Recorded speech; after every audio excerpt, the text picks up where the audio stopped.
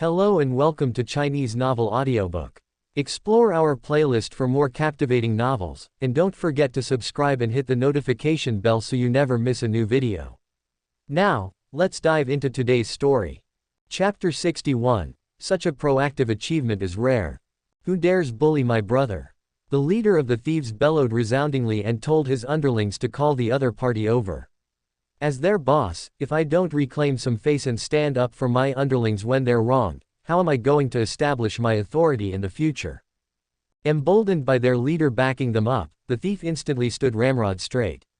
Kicking the room next door open, he arrogantly hollered, "My boss says that we can't take it lying down after you've bullied me. He wants to talk to you. Whoever doesn't go is a coward of a grandson." The constables were flabbergasted. Over their decade of service, they had never encountered anyone so brazen as to outrightly challenge them. Captain Wei shook his head and chuckled. With his vast experience, he had seen it all. It's just provocation by a bunch of foolish brats who don't know their place. Such petty cases that send themselves to my doorsteps are bound to crop up a few times in a constable's career. Who's scared of whom? Let's go. The thieves cracked their knuckles and rolled their sleeves up for battle, eager to teach the other party a lesson. As they were new to the area, they figured that they couldn't rely solely on thieving to make a name for themselves before joining a diabolic creed. It's time for us to make our grand entrance. All of a sudden, the thieves saw a group of constables burst in with their sabers brandished, their identity waste tablets hanging from their waists. The constables were astonished to see the tables full of gold, silver, rare medicinal herbs, and spirit stones. Why do these things look so familiar? It seems like someone just reported these items missing. The constables, Captain Wei, the thieves. Would you believe me if I say that we picked these up by the roadside? Even Captain Wei had never experienced a situation like this before. It was his first time encountering criminals who voluntarily delivered themselves right into his hands. Meanwhile, the thieves were still clueless about what was happening and were still clamoring for their boss to take action. "Boss, show them who's boss." The thief in question even talked big, "See my boss's thinning hair. Every time he kills someone, he plucks out a strand of hair. He's known as the scourge of ghosts in the Jianghu. See the one with the eye patch? That's my second brother. He lost that eye when he fought with an advanced Foundation establishment expert. That expert also didn't fare any better. My second brother blinded him in both eyes, earning the title of fearless second brother in the Jianghu. See my third brother's leg. During a heist in the Imperial Palace, he was surrounded by 100 guards. He escaped at the cost of his leg. People call him the grassland soarer in the Jianghu. The big boss, second boss, and third boss simultaneously kicked the underling. You talk too much." Captain Wei smiled sinisterly. "Didn't you say that whoever doesn't come is a grandson? It's precisely because of you lot that I have to work consecutive night shifts. I'm a grandson, I'm a grandson."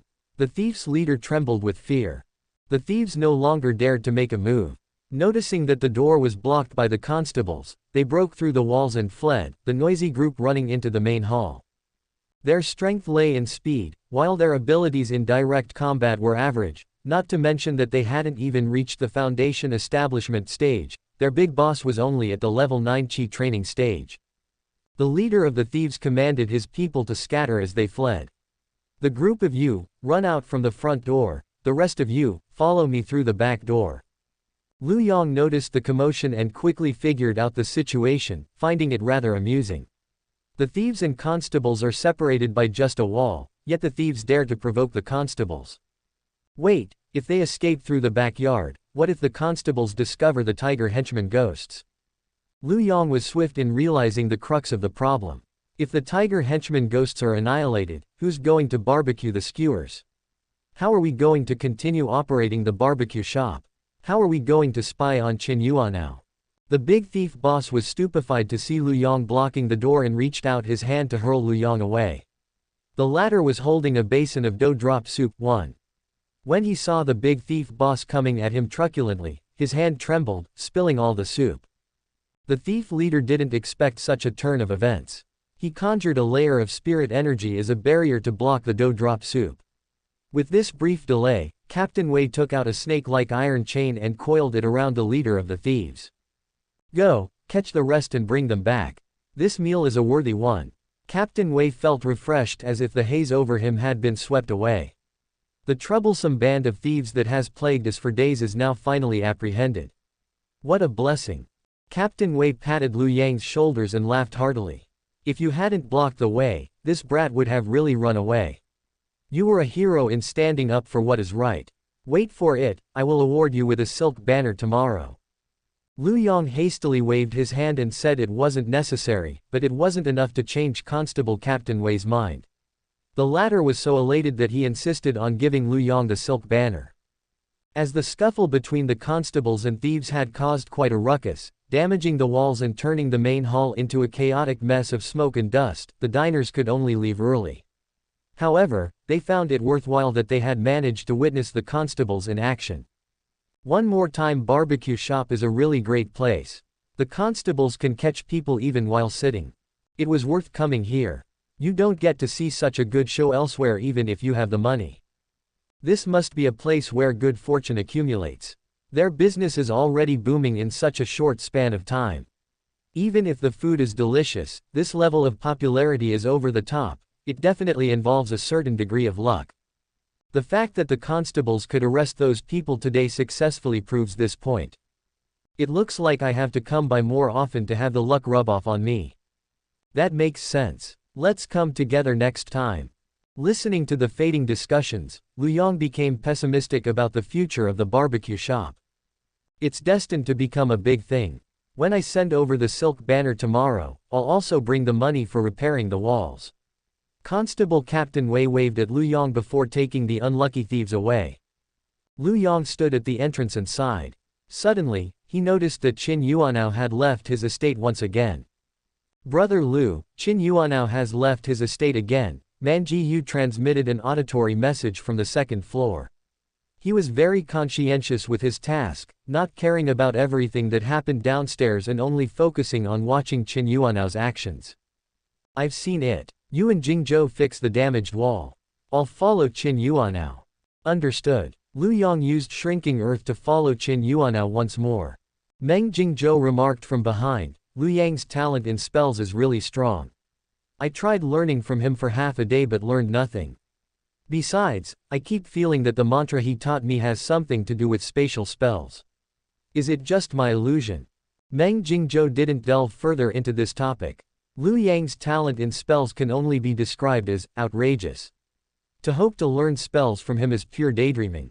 If I, a single spirit root, can't even do it, it's all the more impossible for anyone else.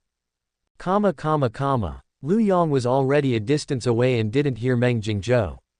The former observed that Qin Yuanao was walking energetically and humming a cheerful tune, as if he was about to do something big.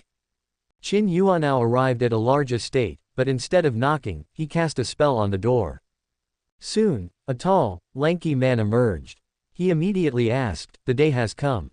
"It's today. I have prepared for this day for half a month. You make it sound like you're the only one. This time, we must pull off a big one.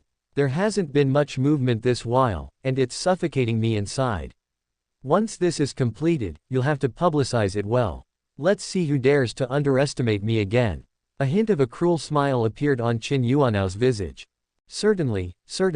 The tall, lanky man was known for being a big mouth in the Yanjiang branch. The two's conversation was not one others could understand, and their laughter was somewhat cold. Lu Yang was alert, unsure of what the two men were up to.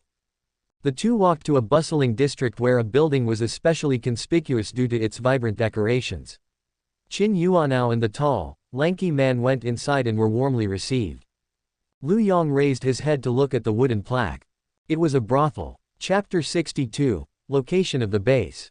10 minutes later, Qin Yuanao and the tall, lanky man left the brothel with their faces devoid of the excitement they had before entering. Lu Yang scratched his temple. They came out so quickly. At the entrance, the madam handed Qin Yuanao and the man each a slip of paper. They opened them, and briefly glanced through the contents before promptly destroying them. "Brother Qin, the branch leader has something for me to do and wants me to go over, so I'll make a move first. The branch leader also tasked me with something. Let's part ways here then. Don't forget to help spread the word about me visiting the brothel." "No problem." After the two of them parted ways in front of the brothel, Lu Yang suddenly had the idea to follow the tall, lanky man. As the latter's cultivation was on par with Qin Yuanao, he didn't notice Lu Yang lurking underground. As they walked further, the number of people and houses gradually dwindled. Eventually, they appeared to have arrived in the wilderness with not a single soul in sight. The man seemed to be familiar with the place, walking on the winding mountain path with ease. After about a quarter of an hour, he stopped before a stone wall. This area was the border between Yanjiang Commandery and another commandery. Technically, it was considered to be a part of Yanjiang Commandery, but due to historical reasons, both parties had grounds to claim jurisdiction. It was precisely because of this that both parties chose not to take responsibility. After all, there was nothing of value here, so there was no need to fight over it. The man knocked the wall with 3 long knocks followed by a short one and chanted something. The wall then became water-like. Stepping into the wall, the man vanished. Lu Yang had heard him chant, "Everlasting immortal, rise from the dead, dispel clouds for sunlight, eternal in the world." This is a cave domain. Lu Yang's eyes narrowed as astonishment flickered in them. Cave domains were a separate space created by cultivators proficient in spatial spells. The higher their cultivation, the more complete the space they could create. Generally, a divine transfiguration cultivator could already create their own space. Some cultivators like to use these cave domains to be in solitude, while some cultivators like to use them as tombs and also be in solitude. Throughout history, there had been countless divine transfiguration cultivators, not to mention the 3 main stages: void refinement, fusion, and transcendent tribulation. Even after a cultivator passed away, their cave domain would be left behind, resulting in the numerous ancient cave ruins across the central continent. However, most cultivators didn't reveal the location or method of entering their cave domains before they died, so people could only rely on their luck to find these relics. No one knew how many cave domains remained undiscovered. Big's senior sister said that as the Great Era approaches, more and more cave domains are being discovered, and many people will obtain fortuitous opportunities to soar to great heights. This cave domain is likely one left behind by a forebear. The diabolic creed discovered it and took it for their own use. Lu Yang didn't rashly follow the man. He chose to quietly stay hidden in the ground, waiting for the man to come back out. However, Lu Yang still felt unsafe. This was, after all, the Yanjiang branch, a diabolic creed's base. He didn't know how many experts were inside. Just hiding underground doesn't feel enough to conceal me. With this in mind, Lu Yang moved to a spot further away but where he could still see the entrance of the base. He used to inches to shrink himself and concealed himself with the barbarian tribe's concealment technique Man Ji Yu had provided. About 2 hours later, a man wearing a mask walked out from the stone wall with the tall, lanky man following behind. From the looks of it, the masked man was of a higher position. The masked man sensed something amiss and released his spiritual consciousness to scan the surroundings, which included beneath the ground. "Come out, I've found you. Don't think that you've hidden yourself very well. If you come out, I can spare your life," the masked man said coolly. "Are you still not coming out? Don't think that I, the branch leader, am benevolent and soft-hearted. I'll count to 3. If you still don't come out, don't blame me for not giving you a chance. 3, 2, 1, die." The branch leader condensed a force in his palm and struck in one direction, producing a thunderous rumbling sound. "Branch leader, what's the matter?" the tall, lanky man asked respectfully. The branch leader shook his head. "I just have a feeling that someone was watching me, so I tried to trick them and lure them out. Maybe it was just my imagination." Beads of cold sweat broke out on Lu Yang's forehead. He had briefly considered bursting out of the ground and exchanging blows with the branch leader, thinking that it might be his only chance for survival. Fortunately, his mental willpower was strong, allowing him to suppress the impulse. He believed that the barbarian tribe concealment technique wouldn't expose himself. Lu Yang sensed that the branch leader's spiritual consciousness had scanned past him, but the branch leader probably mistook him as a stone and didn't pay any attention to him. Had the branch leader truly discovered him, he wouldn't have bothered with a countdown. Attacking him directly would be the more logical course of action. Luckily, the barbarian tribe concealment technique is brilliant. As long as I don't move, I won't be detected. This branch leader is likely at the Golden Core stage. How's the preparation coming along for the selection trials? It's in 10 days. Everything is ready. We're just waiting for comrades of the same path to arrive in 10 days, pass the selection trials, and join us. That's great then. I hope we can recruit more diabolic talents this time. That way, the headquarters will value the Yanjiang branch more. The two discussed as they walked, soon disappearing from Lu Yang's line of sight. Lu Yang stayed still, fearing that he might expose himself. Golden Core cultivators are truly something else. Lu Yang waited for an hour more, worried that the branch leader might be overly suspicious and suddenly turn back. 1 hour passed, and the branch leader didn't show up. Time to go. Lu Yang burrowed through the ground as he left. He had obtained considerable intel this time around. Not only did he learn of the location of the Yanjiang branch, he even ascertained that it was where the selection trials would be held. Tell me, Scourge of Ghosts, what's up with your hair? I heard that you pluck a strand every time you kill someone. Captain Wei interrogated while sitting with one leg over the other. The thieves were lined up, trembling in their seats across from him. No such thing. It's hard being the big boss, the team is difficult to manage, and my subordinates cause trouble everywhere, so the sheer stress made my hair fall out.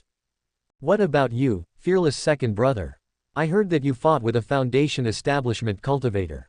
You blinded both of his eyes while he blinded one of yours. My eyes are fine. Wearing an eye patch just makes me look more imposing. When mingling in the Jianghu, you need to have something to boast about. And you, Grassland Soarer, I heard that you stole from the Imperial Palace. At best, you'll be imprisoned for life. If it's severe, you'll be sentenced to Lingqi, death by 1,000 cuts. The third thief cried out in grievance, it's a misunderstanding, Your Excellency. I simply didn't repay the money I owed. My creditor broke a leg of mine before waiving the debt. Captain Wei yawned. I thought every one of them bears major crimes, but it turns out to be just like this. Brother Constable, I'll confess everything. I've stolen from 16 houses. Captain Wei waved his hand. No rush on that. First, tell me why the group of you recklessly came to Yanjiang Commandery. Well, the leader of the thieves was a bit hesitant, weighing the pros and cons of speaking or staying silent. Captain Wei pointed at the torture chamber behind him. See those torture equipment behind you? If you don't talk, I'll use these tools to help you speak. The torture instruments were still stained with remnants of darkened blood, looking particularly creepy. The thieves swallowed their saliva and scrambled to be the first to confess. All talk. The thieves barely uttered 2 words before suddenly falling silent. If someone were to go behind them, they would realize that their necks were embedded with needles as thin as cow hair. These needles were laced with deadly poison. Assassins. Captain Wei was indeed a seasoned constable. He reacted instantly, dashing outside to search for the assassin. But there was no one outside. Inside the interrogation room, the shadow seemed to move with a life of its own, letting out a faint chuckle before vanishing. Chapter 63. Be careful, the opponent is very freakish. Captain Wei, you're here so early. There are no barbecue skewers at this hour, Lu Yang joked at the entrance. It was still morning when Captain Wei brought 2 constables and a silk banner to the barbecue shop. Here you go, this is the banner I promised you yesterday. Captain Wei shook out the silk banner on the street in an attempt to display it. Written on it was, Hero of Courage, Upholder of Justice. This action of his indeed drew quite a crowd. The 2 constables hung the banner on the wall directly facing the main hall, making it extra conspicuous. The 2 tiger henchman ghosts were originally skewering in the hall, but Lu Yang had them moved to the backyard in advance to avoid being seen. Lu Yang brought over 3 cups of tea and casually asked, did those stupid thieves from yesterday reveal anything? Where did these outsiders come from? They even dared to provoke the renowned iron-faced captain. Hi, don't mention it. We didn't get anything out of them, Captain Wei sighed, gulping down the hot tea. A Foundation establishment cultivator's throat was immune to being scalded by boiling water. Why is that? Those bunch of stupid thieves are weak in willpower. They wanted to spill the beans after a bit of intimidation, but just as they were about to explain why a group of cultivators had come to Yanjiang Commandery, they were silenced by an unknown assassin. With 9 cow hair poisonous needles in their necks, they died instantly. Since the room was sealed, we have no idea how the assassin got in. At the time, I instinctively went outside to look for the assassin but to no avail. Later, I realized that the assassin must have used a spell related to shadows, which allowed him to hide in the shadows beforehand. As soon as we started interrogating the thieves, he killed them and escaped through the shadows while I was out searching for him. If only I had blocked the door, the assassin wouldn't have escaped. I can only blame myself for being so overwhelmed with rage that I failed to think of that possibility. Captain Wei furiously downed the tea meant for the other 2 constables. Those 2 constables stared at Captain Wei in a stupor. We didn't even get to drink yet. With a smile, Lu Yang sent off the incensed Captain Wei and the unlucky constables who hadn't even had a sip of water. Meng Jingzhou transmitted an auditory message, "Do we kill Qin Yuanao according to the plan from yesterday?" After Lu Yang returned last night, he recounted what he had witnessed. Now that they knew the location of the Yanjiang branch, there was no longer a need to keep Qin Yuanao alive.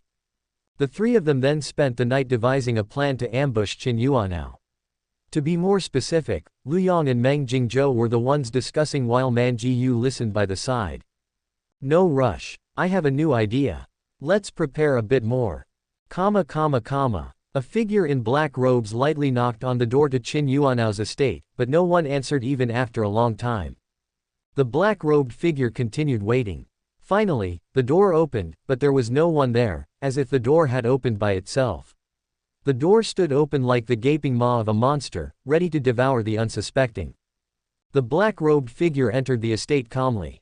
As soon as he stepped inside, the door slammed shut, and a bolt slid into place, essentially trapping him inside. The black-robed figure took out a bone tablet and announced in a resounding voice, "Is Senior Qin Yuanao here? I specially came to pay a visit under the order of my master. I was wondering who it was. It turns out that you're one of Brother Tiger's tiger henchman ghosts." Qin Yuanao suddenly appeared from behind the tiger henchman ghost. The latter couldn't even discern from which direction Qin Yuanao had come from, as if he had materialized out of thin air. "Why are you looking for me? My master said that after having ruminated about it for a while, it thinks that you have a point. It's easier to seek shade when you're leaning against a large tree. It wishes to join the Yanjiang branch, but it also has some concerns, so it would like to invite you to Pine Mountain for a discussion." Qin Yuanao looked at the tiger henchman ghost with interest. "Oh, Brother Tiger hasn't replied to my letter, so I thought it didn't have the intention of joining." The tiger henchman ghost smiled meekly. "My master takes a longer time to contemplate." Qin Yuanao's expression suddenly changed, and he grabbed the tiger henchman ghost by the neck. "How dare you play tricks in front of me? Tell me, who sent you here? Based on Brother Tiger's personality, how could he actively want to join the Yanjiang branch?" Color drained from the tiger henchman ghost's face, and it repeatedly said that no one had sent him. Qin Yuanao tightened his grip on the tiger henchman ghost. Only until it became more faint did it tell the truth. "A few days ago, several unwitting cultivators entered Pine Mountain and accidentally discovered my master's whereabouts. My master killed them, and when it was sorting their belongings, it realized that they came from a prestigious sect which had seniors at the Golden Core stage. Worried that the Golden Core cultivators might come knocking on its door, it suddenly recalled your invitation. After convincing the matron, it made up its mind to join the Yanjiang commandery, so it sent me to invite you over to discuss the details." Hearing the answer he was hoping for, Qin Yuanao tossed the tiger henchman ghost aside. "That's more like it."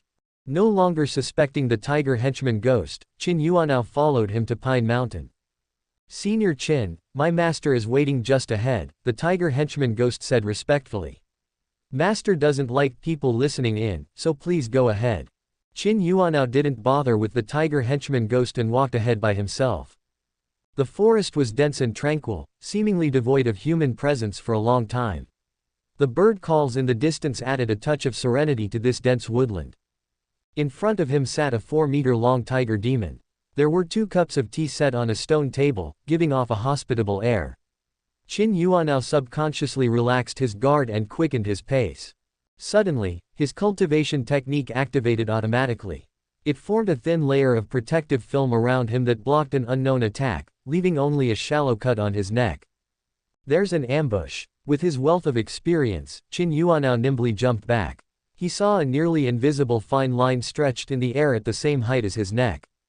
"This noodle is quite useful, it nearly cut his head off." A voice of schadenfreude came from a tree to Qin Yuan'ao's right.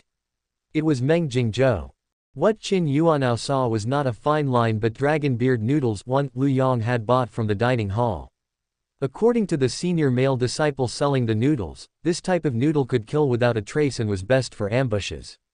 Had it not been for Qin Yuan'ao's special cultivation technique which had an automatic defense function, his head would have already been severed. "How dare you scheme against me?"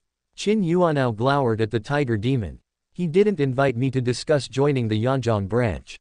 It was a trap right from the start." Unexpectedly, the tiger demon had vanished. The ground beneath Qin Yuan'ao's feet became soft, and the Qingfeng sword struck him right at his crotch. Fortunately, Qin Yuan'ao was swift to react. His right knee clashed with the Qingfeng sword and deflected it, successfully protecting his family jewels. Sensing that the situation was not in his favor, he turned and fled. "I'm totally unprepared while the other party is totally prepared.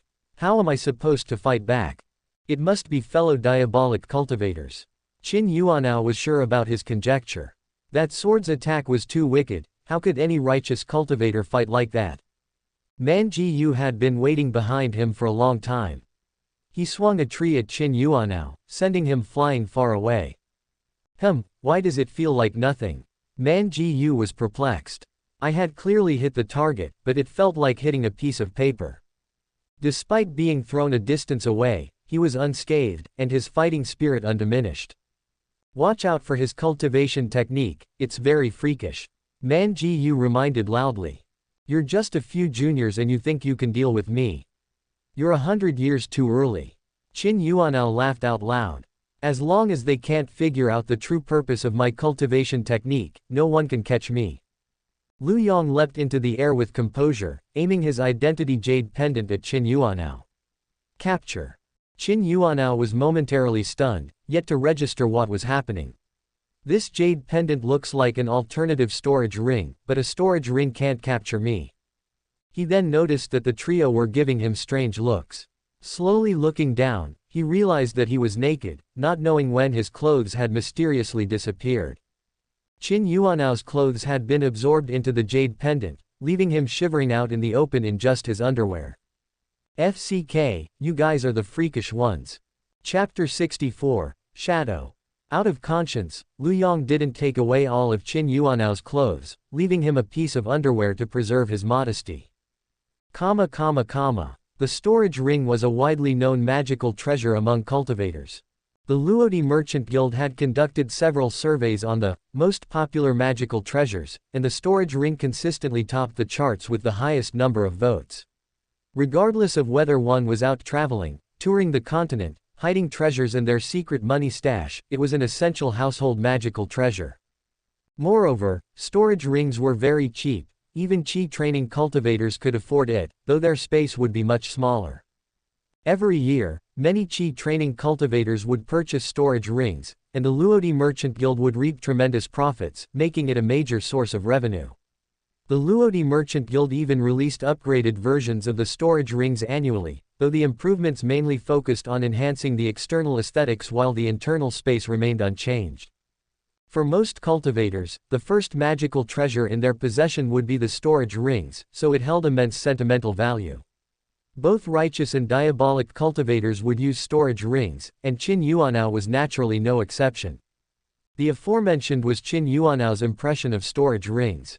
In his several decades of life, he had never heard of anyone using a storage ring to capture away their enemy's clothes.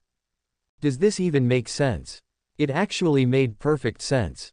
Storage rings couldn't store items possessing spiritual nature, such as living beings, ghosts, and spirit treasures. Clearly, Qin Yuan'ao's clothes didn't belong to these categories.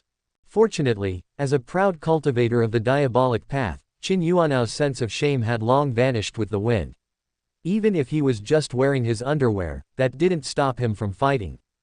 Then he saw Meng Jingzhou take out a recording orb. What the hell? Which creed are you from? What deep enmity do you have toward me? Qin Yuan'ao was of the firm opinion that Lu Yang and friends were members from the other three diabolic creeds. Even if they claimed to be from the righteous path now, there was no convincing Qin Yuanao otherwise. He just couldn't understand why. Despite having made enemies, he had always been cautious to not go overboard in making sworn enemies. Meng Jingzhou and Man Jiyu were also giving strange looks to Lu Yang, as if they hadn't expected Lu Yang to come up with such a unique attack method. There's no need to talk about the code of the Zhonghu when dealing with diabolic crooks. Altogether, Lu Yang beckoned the other two. With all three of them attacking together, even the half-step Golden Core Stage Tiger Demon perished, let alone Qin Yuanao, who was just at the Advanced Foundation Establishment stage. They had even considered taking on Qin Yuanao one-on-one. This was the confidence of geniuses in fighting someone above their level. However, for the sake of not taking any risks, they decided that it would be better for all three to act together. Casting aside his embarrassment, Qin Yuanao became embroiled in a battle with the three. The sword was brimming with a heroic aura, flowing like water and unfettered like ink. Qin Yuanao was repeatedly forced to retreat, not daring to face them head-on. Meng Jingzhou and Man Jiyu unleashed their fists together like falling mountains, pounding Qin Yuanao's chest until he coughed up blood incessantly. Qin Yuanao flipped his palm, revealing 3 cowhair poisonous needles at his fingertips. He pierced all 3 of their chests. To his surprise, the trio seemed to be completely unaffected. Their sword and fist showed no signs of weakening, and instead, they fought even more valiantly. Lu Yang had already anticipated that the enemy might use poison, so they had taken detoxification pills in advance. Strictly speaking, it would be more apt to call the detoxification pill a poison removal pill. The principle of detoxification pills was to encapsulate the poison before it acted up and expel it from the body through sweat.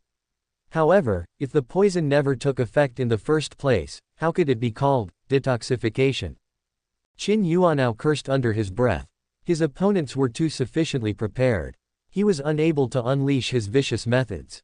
Even if he could unleash them, those methods were no match for his opponents in terms of viciousness. Meng Jingzhou's muscles bulged and his veins throbbed. From Qin Yuanao's perspective, the fists had grown in size so fast that he could barely react. Something strange happened once again. Against Meng Jingzhou's heavy and forceful fist power, an Advanced Foundation Establishment cultivator would be dead or crippled if they were lucky, yet Qin Yuanao was unaffected. Qin Yuanao laughed sinisterly. Like I've said, they're no match for me. After exchanging blows, Lu Yang finally uncovered the truth behind Qin Yuanao's cultivation technique. He swung his sword, and reflected light rays danced about, his sword chi like a rainbow and unstoppable. This sword struck right at Qin Yuanao's shadow. Damn it! Qin Yuanao howled in pain. Just as I thought, you were the one who killed the band of thieves last night. Your weakness is your shadow. Lu Yang recalled seeing Qin Yuanao walking out from the brothel and receiving orders from the branch leader. He was most likely sent to kill those thieves. With his biggest source of support exposed, Qin Yuanao no longer wished to fight. His body disappeared from sight, and his shadow moved rapidly across the ground. Even if I can't defeat them, I am fully confident in my ability to escape. No matter how sharp your sword is, can you possibly kill a shadow? I've remembered you 3 juniors. Prepare to suffer from my endless revenge, ha ha ha. Feeling victorious, Qin Yuanao couldn't control his laughter. Suddenly, a beam of light shone on the shadow. Instantly, Qin Yuanao let out a heart-wrenching shriek, as if a piece of flesh had been forcefully torn from his body. The light-gathering array was a simple array that absorbed and emitted light. It was easy to pick up, but it was considered to be of little value. However, in this particular situation, its effects proved to be remarkable. With no other choice, Qin Yuanao's body emerged from the shadow to block the white light, and the gap in the shadow also disappeared. His injuries had healed. It looks like you came prepared, but so what? Were you so naive as to think that you could hurt me with a mere light-gathering array? Qin Yuanao scoffed. Don't you know that the stronger the light, the stronger the shadow? Lu Yang was unflustered. He hurled out more light-gathering arrays and similarly mocked, have you heard of a shadowless lamp? Qin Yuanao hesitated for a moment. He didn't know what a shadowless lamp was, but hearing it from Lu Yang, an ominous feeling rose from the bottom of his gut. Lu Yang had no time to explain theories to his opponent in the heat of battle.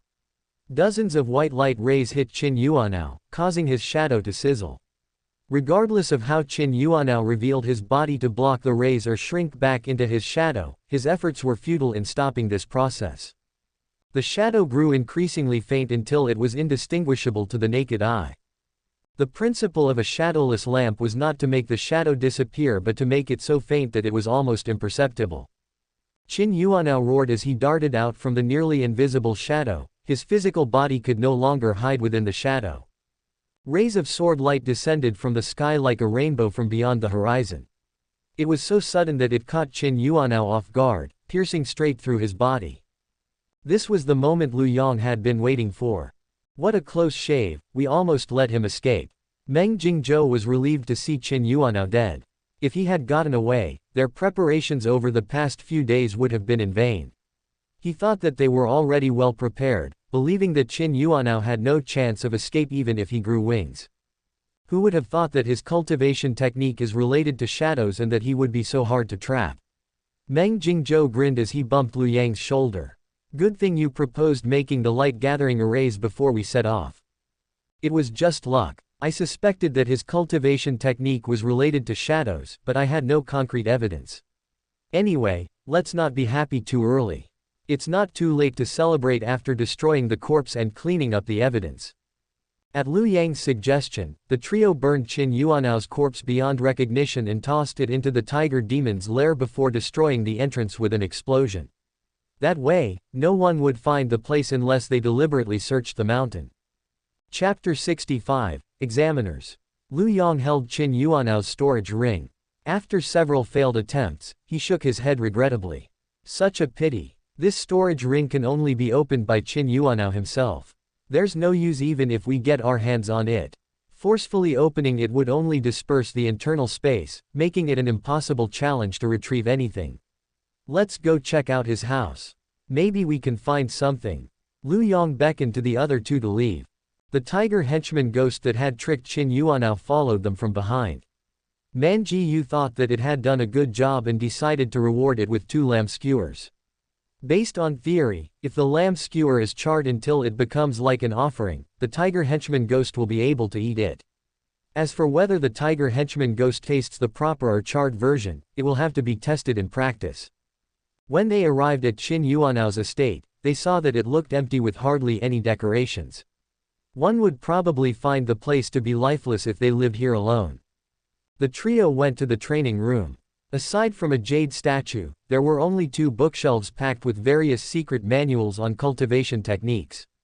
The jade statue's face was blurry, and it wore a long robe, making its gender indiscernible. This should be the everlasting creed's object of worship, the everlasting immortal. Meng Jingzhou circled the statue twice. The statue's material was far superior to normal statues, but its craftsmanship left much to be desired. Who wouldn't want their statues to be lifelike? Water-repelling mantra, introduction to arrays, countering sword moves, they're all rather common cultivation techniques. You can even find these on the first floor of our scripture library. Lu Yang's fingers brushed across the book's spines, enjoying the feeling of their uneven surfaces. Common methods to please your superior, human nature, schemes and intrigue, what's with all this nonsense? Lu Yang randomly picked a book which happened to be common methods to please your superior. Even its corners were worn, it was evident how often Qin Yuanao had read it. Method 1. Become your superior's family. Depending on your age and ability, you can set your sights on your superior or their children. Qin Yuanao's note. The branch leader never takes off their mask. Identity unknown. Gender unknown. Unable to approach. Marriage is impossible. Asterisk. Method 2. Offer treasures. Flashy gifts will make the giver seem too ostentatious and unlikable. It is recommended to offer your superior low-key yet expensive gifts. Qin Yuanao's note. Took out a loan to buy a jade chair for the branch leader. Hope it works. Asterisk. Method 3. Develop shared interests. Pay attention to your superior's hobbies and cultivate the same ones. Qin Yuanao's note. The branch leader's hobby is fishing. I accompanied them to fish by the river. I caught more fish than they did. Hope they don't get jealous of my talent. Method 4. Method 5. Qin Yuanao had put in a lot of effort into pleasing the branch leader, but the results were lackluster. Looks like life in the diabolic creed is also not easy, Lu Yang remarked with an amused smile. However, thanks to Qin Yuanao's notes, Lu Yang managed to gain a basic understanding of the branch leader and various administrators. From bottom to top in the Yanzhong branch, it goes from ordinary members, administrators, then the branch leader. There are many ordinary members, ranging from the Qi training to the foundation establishment stages, but it's hard for them to access the everlasting creed's secrets. Only by passing the exam can a foundation establishment cultivator become an administrator. There are altogether 12 administrators in the Yanzhong branch. Now that Qin Yuanao is dead, there are 11 left. The branch leader's identity is a mystery. Their exact cultivation is unknown, but they are at the golden core stage, and they like fishing. Apart from that, the trio also found some scattered spirit stones and a few spell books that clearly didn't look like they were meant for those from the righteous path. For example, there were hypnotism techniques and bedroom techniques. Nothing much worth mentioning. Let's go. We should prepare for the Diabolic Creed selection trials 9 days from now. At the border of Yanzhong Commandery, countless silent cultivators traversed through the dense forest. Specks of light dappled their emotionless faces, giving them an eerie vibe. Every cultivator kept their distance from one another, vigilant and ready to strike. The moment they spotted someone relaxing their guard, they would ambush them, striving to reduce their competition as much as they could. They were all from the diabolic path. Having heard of the examination's location through different means, they were hurrying to join the Yanzhong branch. Under the pressure from the righteous path, their space for survival had been shrinking. If they wanted to attain more resources, they would need to rely on a large organization, and the Yanzhong branch had become their prime goal. In the past, one could only join a diabolic creed through the recommendation of an administrator. To achieve that, bribing the administrators was a must. However, it was different this time around. Everyone had a chance. It was the best opportunity in 30 years to join a diabolic creed. 2 hours before the trial began, most of the rogue diabolic cultivators had already arrived. Look, isn't that Kai Zulong, the one who slaughtered an entire family overnight and left not even a rat alive, then nimbly left right under everyone's noses? A burly man was holding the leg bone of an unknown demon beast, looking like a savage. His skin was bronze in color, and his muscles were bulging. His arms were littered with scars, and when he grinned, his teeth looked like protruding wolf fangs. Kai Zulong was extremely well-known among rogue diabolic cultivators. Known to be arrogant and unbridled, he had survived countless deadly tribulations and even leveled up during battle. It could be said that the more he fought, the more valiant he became, truly an invincible force. Kai Zulong, I didn't expect to see you here, a pale-faced scholar teased as he fanned himself with a paper fan. Kai Zulong snorted. Hey, if it isn't Shen Jinyi. As a teacher, why aren't you teaching in school? What did you come here for? No one here needs you to teach them. What? He's Shen Jinyi, the one who specializes in running schools to teach people how to kill. Someone gasped and moved away upon hearing how Kai Zulong addressed the pale-faced scholar. Shen Jinyi was indeed a teacher, but he didn't teach Confucian classics but rather the most effective and covert methods to kill. It was unknown how many killers he had trained, and he was also a fearsome figure among rogue diabolic cultivators. One shouldn't be fooled by Shen Jinyi's smile and frail appearance. If you offended him, you wouldn't even know how you died. Killers. They're just a bunch of cowards who don't dare show their faces, sneered a bladesman who was carrying a wide saber as tall as a person. He didn't think much of assassins like Shen Jinyi. Shen Jinyi was just about to retort, but upon seeing the swordsman's face, he forcefully swallowed his words back, only managing to squeeze a few words through clenched teeth. Zhang read. Why are you calling for your grandfather? Unfazed by Shen Jinyi's murderous glare, Zhang read even spat in contempt. Some rogue diabolic cultivators widened their eyes, the people filtering in were all big names. No way, that's Zhang read. Known for drawing blood within Zhang. Rumors say that he's unrivaled in close combat and even half-step golden core experts are unwilling to face him. Besides these 3 people, many other notorious criminals had also arrived. They were on the authorities' wanted list with huge bounties on their heads, but no one dared to provoke them for fear of being killed instead. With this group of infamous evil people congregating together, the rest acknowledged their lacking cultivation and stood far away, not even daring to speak loudly. Suddenly, the arrival of 3 individuals caught everyone's attention. The one walking in the middle carried a sword on his back. To his left was seemingly a Confucian cultivator holding words of sages, while the person on the left wore a dazzling smile and resembled a madman. The 3 people walked in silence with a non-negligible aura, their gazes fixed ahead and completely ignoring the rogue diabolic cultivators. Who are they? Do you know them? I don't know them, but they seem like important figures. The 3 passed through the crowd until they reached all the way in front. Chanting something about the everlasting immortal, they opened the stone wall and pretended to take out tables and benches from the other side when they had in fact retrieved them from their jade pendants. Kai Zulong and the others thought to themselves, they're probably from the diabolic creed if they are able to open the stone wall. After sitting down, the person carrying a sword coughed twice, drawing everyone's attention. They heard him announce in a loud voice, I'm Lu Yang, and these 2 are Meng Jingzhou and Man Jiyu. The 3 of us are the examiners for this selection trials. The Everlasting Creed selection trials shall now commence. Line up and report your personal information. Subscribe to Chinese Novel Audiobook YouTube channel. Chapter 66, It is not advisable for the slow-witted ones to join the diabolic creeds. After the examiners had given their orders, regardless of whether one was Kai Zulong or another, Long, they had to stand obediently in line. If one angered the examiners, could they even think of joining the diabolic creed? No matter how well they had thrived outside, could they compare to the power of the diabolic creeds? The diabolic creeds have an unfathomable creed leader, numerous powerful members, but what about us? We only have ourselves, and the highest cultivation among us is only at the advanced foundation establishment stage. None of the candidates recognized the 3 examiners, but that was understandable.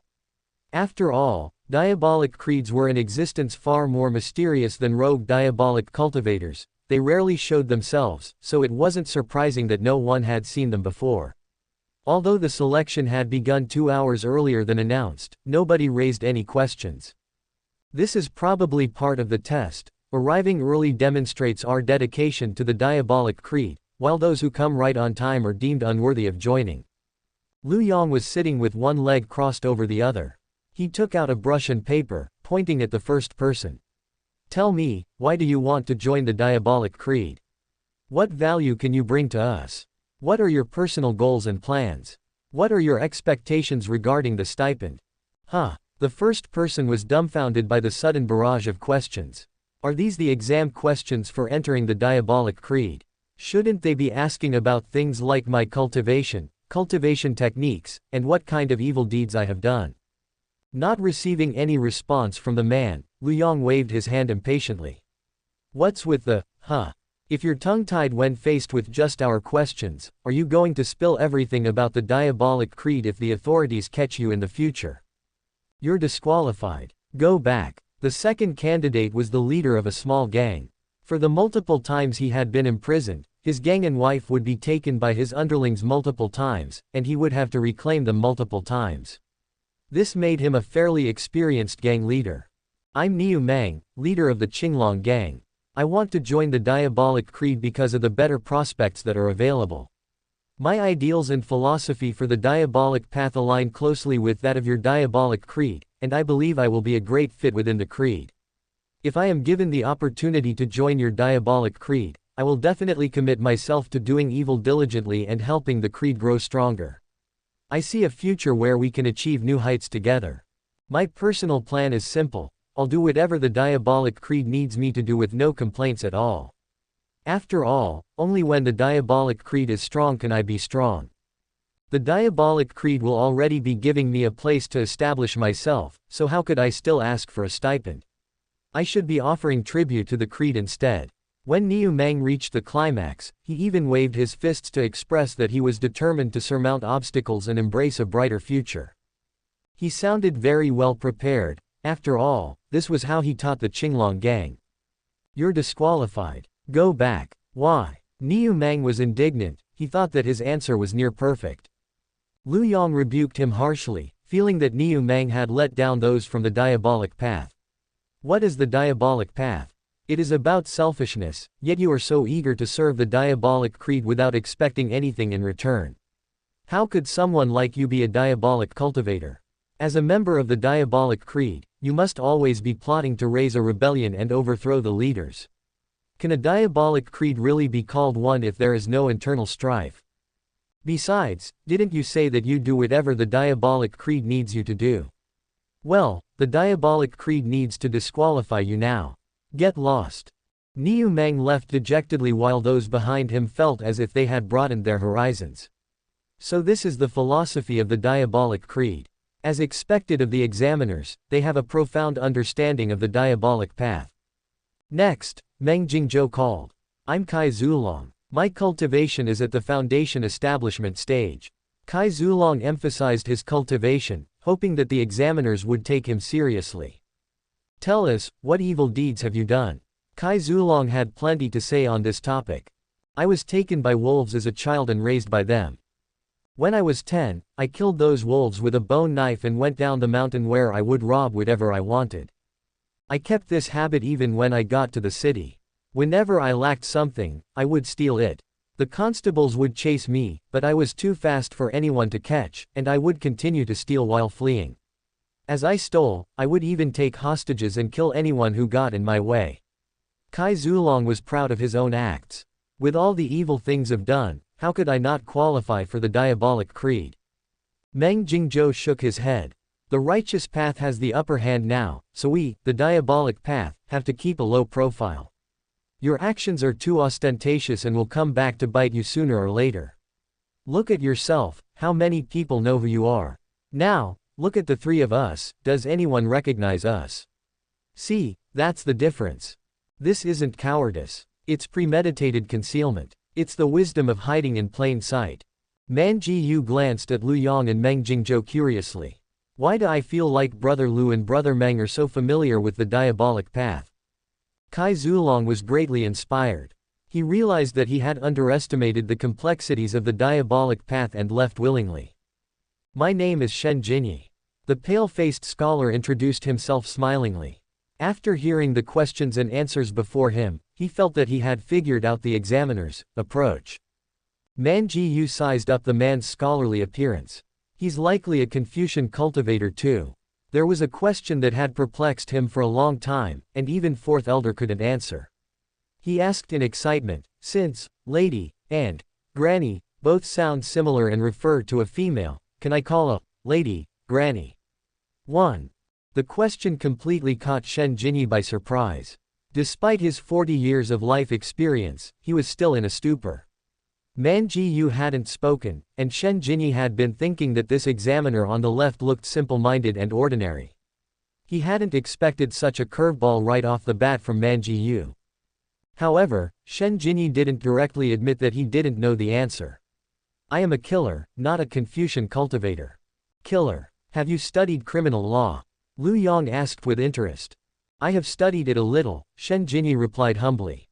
In reality, he had studied criminal law extensively, especially because a killer needed to figure out how to evade the law. Then let me ask you something. Criminal law defines murder as, intentionally depriving one of life constitutes this offense. So, does suicide constitute intentional murder? Shen Jinyi received a second curveball. Seeing that Shen Jinyi couldn't come up with a response, Lu Yang waved his hand in disappointment. You couldn't even answer the questions in your own area of expertise. Go back. In just 5 minutes, Shen Jinyi had suffered the greatest setback in his life. Are these questions normal people can think of? Could it be that only talents whose brains are wired differently from ordinary people can join the diabolic creed? As the selection trial was a consequential matter, the branch leader could only rest assured if they personally oversaw it. For that, they had specially planned to arrive an hour earlier to make preparations. On the way to the venue, the branch leader saw many fierce-looking individuals leave one by one, muttering things like, the interview was really tough, it's not easy to join the diabolic creed, so this is the true essence of the diabolic path, I'll come and try again in 30 years, as if they had attained nirvana. The branch leader fell into deep thought. I haven't even arrived, so who on earth is hosting the selection trial? Then he saw Lu Yang's trio passing judgment with all-powerful authority. Chapter 67. We are doing this for the sake of the Diabolic Creed. Not only did the branch leader have the highest cultivation in the entire branch, he had also undergone systematic training at the headquarters, where he studied the true essence of the diabolic path. He thought that he had already experienced all kinds of situations.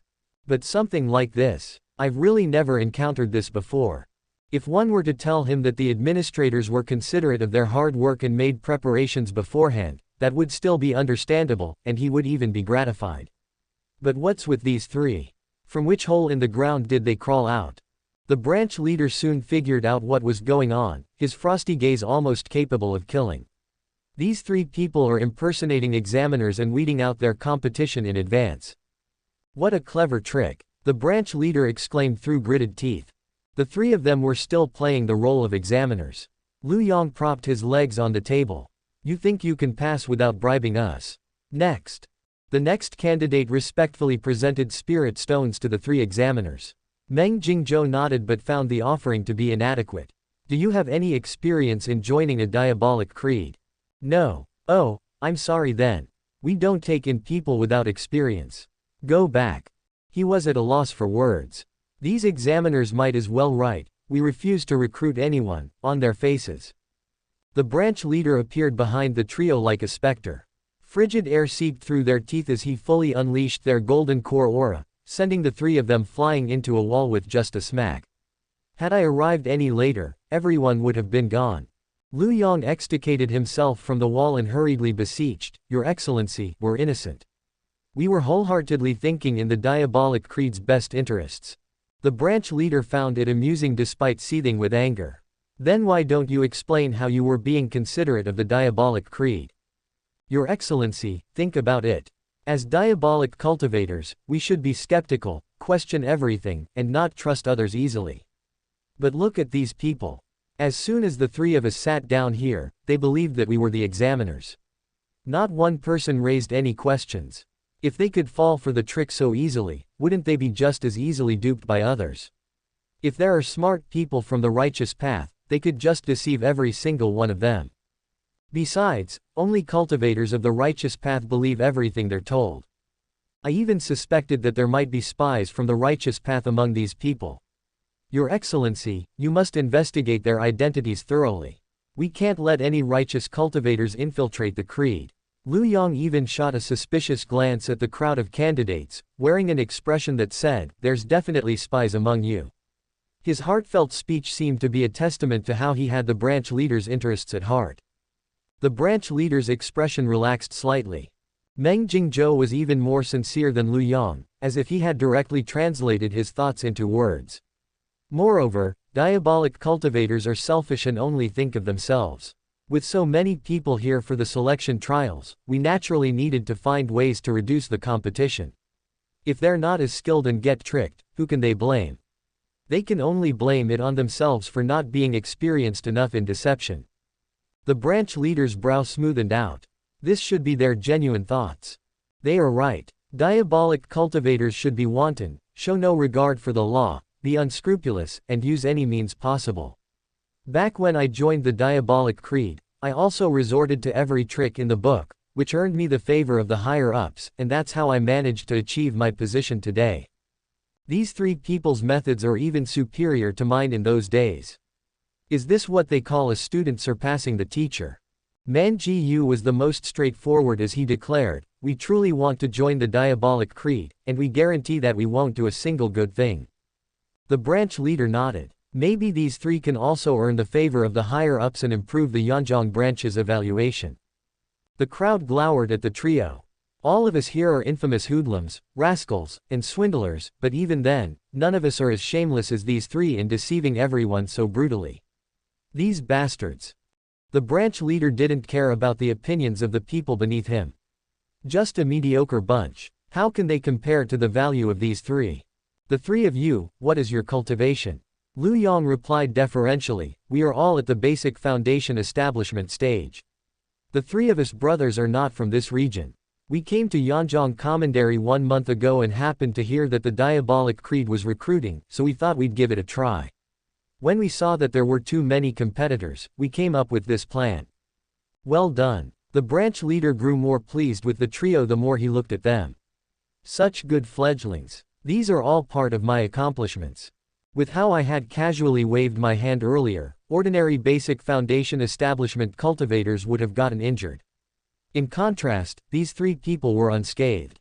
This goes to show that they are the cream of the crop even among people at their level. If these three perform decently well during the trials, it's not impossible to promote them to administrators. The people who had been disqualified gradually came back. The branch leader had called them back when he arrived. These people bore even greater resentment toward the trio. Lu Yang felt that if they were killed right now, they could likely turn into vengeful spirits. The branch leader opened the stone wall and told everyone, "All of you, come in." Behind the stone wall was a vast yet dim space. Giant boulders were floating and connected by chains, forming a rather magnificent sight. Lu Yang's speculation had hit home. The Yanjiang branch was located in a cave domain. The branch leader's attitude toward the trio was distinctly different compared to his attitude toward the rest. Your idea was a good one, and you did well in eliminating the competition, but your direction was wrong from the start. Even if you eliminate these people or only the three of you had participated in the trials, it doesn't mean that you'd pass. What do you mean? Lu Yang and the other two were bewildered. The branch leader smiled underneath his mask. Stepping on the floating rocks, he led everyone to the most massive one. It was a platform whose surface was carved with intricate and elegant patterns. 4 ancient stone pillars stood at the 4 cardinal directions, and 11 respective black-robed administrators were stationed at the periphery of the platform. Spread yourselves out and have a seat, relax your minds. Everyone followed his instructions. The branch leader went to the center of the platform where a dark green stone hovered. The stone was engraved with dense, mysterious symbols. As the branch leader infused the stone with spirit chi, the array beneath him activated. It expanded as it spun and replicated, covering the entire platform in an instant.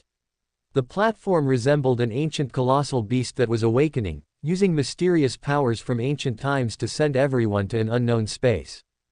In a pristinely white space, shadowy figures stood with blank expressions, unaware of what had happened. When Lu Yang saw the white space, he kept imagining that a tofu heavenly sovereign might suddenly emerge from the crowd. He also noticed that neither Meng Jingzhou nor Man Jiyu was beside him. He was completely surrounded by strangers. "Brother, where are you from?" Lu Yang tried to strike up a friendly conversation, but the person didn't seem comfortable with Lu Yang's enthusiasm. However, the person also thought that it would be impolite to remain silent, so he replied, "From Wangyu City." Lu Yang continued asking a few more people. They came from different bases of the Diabolic Creed, yet they were all transported here with the gigantic array. He roughly understood what the branch leader's intentions were. This selection trial isn't conducted by each base but rather the headquarters. All rogue diabolic cultivators will be participating simultaneously. This feels like having the soul leave the body, but that's not exactly it either, Lu Yang mumbled to himself. He thought that the platform hadn't transported their physical bodies but something similar to their consciousness instead. This is pretty interesting. I wonder whether Big Senior Sister can. Lu Yang stopped himself from thinking further. If I'm in a form of consciousness now, maybe the Everlasting Creed can detect what I am thinking. Best to be cautious. Suddenly, the whole space darkened. A figure emitting a white halo appeared in the air and announced without much emotion, "I am the Vice Creed leader of the Everlasting Creed. I have set 3 rounds of trials for all of you. Those who pass all 3 trials may join our creed." Subscribe to Chinese Novel Audiobook YouTube channel. Chapter 68, The Correct Method to Pass. The crowd became restless. They hadn't expected the Everlasting Creed to take this selection so seriously. Even the Vice Creed leader had turned up. The Vice Creed leaders of the 4 great diabolic creeds were among the most notable personages on the central continent. Being able to meet one was considered a luxury. On the other hand, Lu Yang was indifferent about it. They're just at the same level as the elders in the Tao-seeking sect. It's not like I've never seen such figures before. Your current state is a form of your consciousness, your real bodies are still where they originally were. After the official trials begin, your cultivation and memories will all be wiped out so that everyone will be at the same starting point. The creed leader placed great importance on this selection.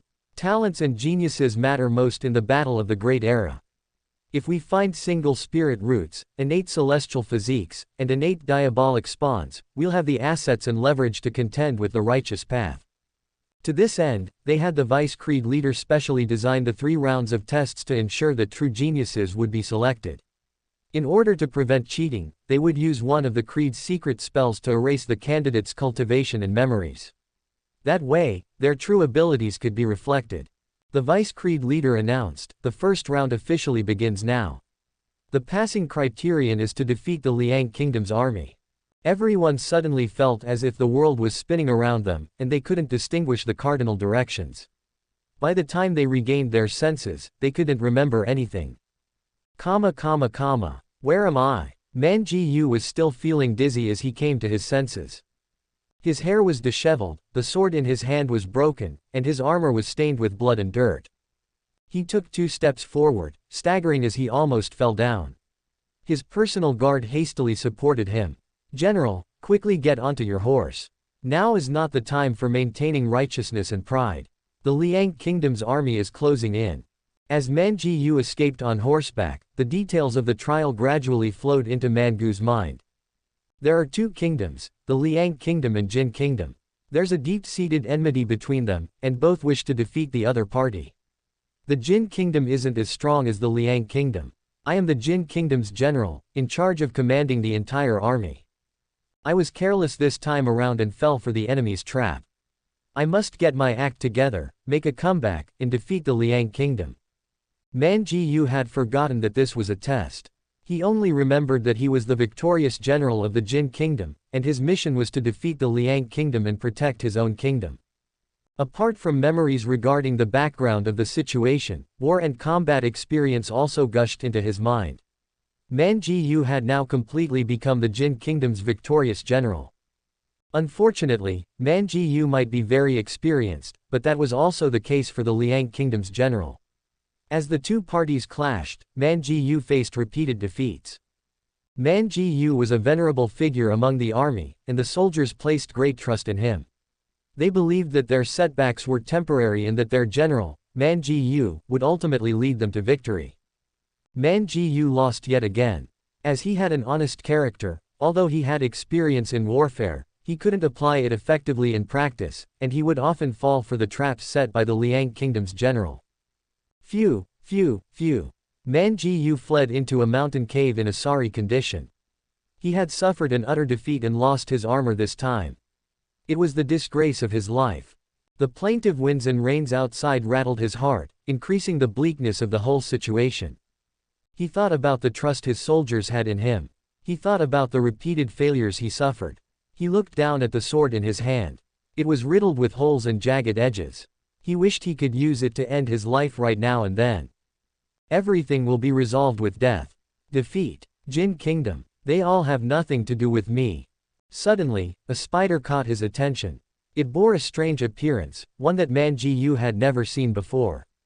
The spider was weaving a web, though the wind and rain outside the cave would blow in and tear it apart several times. Every time it was destroyed, the spider would start over again without being discouraged. Watching the spider fail again and again, yet continuing to try again and again, Man Ji Yu saw a striking resemblance to his own plight. "You will succeed." Man Ji Yu stared intently at the spider, hope slowly reigniting in his eyes. If even a spider can persist like this, as a person, how can my willpower be weaker than that of a spider? Finally, after countless failures, the spider succeeded in weaving its web. Man Ji Yu sprung up to his feet, a fighting spirit burning inside him. The spider succeeded, so I will succeed too. I have to rally my forces again and strike back against the Liang Kingdom. Man Ji Yu glanced at the spider, wanting to thank it for its encouragement, but he didn't expect a mantis to suddenly appear and kill the spider. Consumed by rage, Man Ji Yu initially wanted to stomp the mantis to death, but he recalled how similar the spider's circumstances were to his own. It became complacent after succeeding and forgot about the dangers lurking in the dark. He pondered about it. That's right. Determination is important, but so is strategy. Striking when the enemy has become complacent can catch them by surprise and lead to unexpected results. In the end, Man Ji-yu gave the Liang kingdom small tastes of victories to numb them before commanding his troops to lie in ambush for attack. They broke through the main forces of the Liang kingdom in one decisive strike and achieved an overwhelming victory. Man Ji-yu passed. At the Everlasting Creed's headquarters, a calm water surface displayed everyone's appearance in the first round. The Vice Creed leader observed their performance and gave his evaluation. How did it go? Any prospective talents? The space warped as the Creed leader appeared. This first round of yours is not easy. When faced with continuous setbacks, not only must one learn perseverance from the spider, but they also need to understand the principle of striking when the opponent least expects it from the mantis. The Vice Creed leader shook his head. That is necessary. With the righteous sect oppressing us and the diabolic creeds facing repeated defeats, there are already people in the creed thinking of retreating. Our experiences and the Jin kingdoms are so alike. Through this trial, I want to identify future members with strong willpower and nurture them so that they can fight against the righteous path. This requires not only determination but also technique. If they don't learn the techniques from the spider and mantis, how can they achieve victory? The Creed leader nodded. Well said, this was also the reason I chose you to organize the selection trials this time. We have to prioritize training them. They will all be our backup forces in resisting the righteous path. The Vice Creed leader pointed at one of the scenes. I have high hopes for this Man Ji-yu. His method of passing perfectly fits how I intended it to be. This child is destined for greatness in the future. The Creed leader eyed Man Ji-yu and found him quite satisfactory. Then let's also see how the others perform. The Creed leader and Vice Creed leader stood together and observed for a while when the Creed leader suddenly asked, Say, do you think it's possible for there to be other methods to pass the trial? The Vice Creed leader firmly repudiated it without hesitation, absolutely impossible. The first round is a segment I've extracted from history. The Liang kingdom and Jin kingdom were a corner of the world's chaos 100,000 years ago. At that time, cultivators were in fewer numbers, and they were even fewer in either of the two kingdoms. I have used this as a reference in my adaptation to ensure the highest degree of authenticity.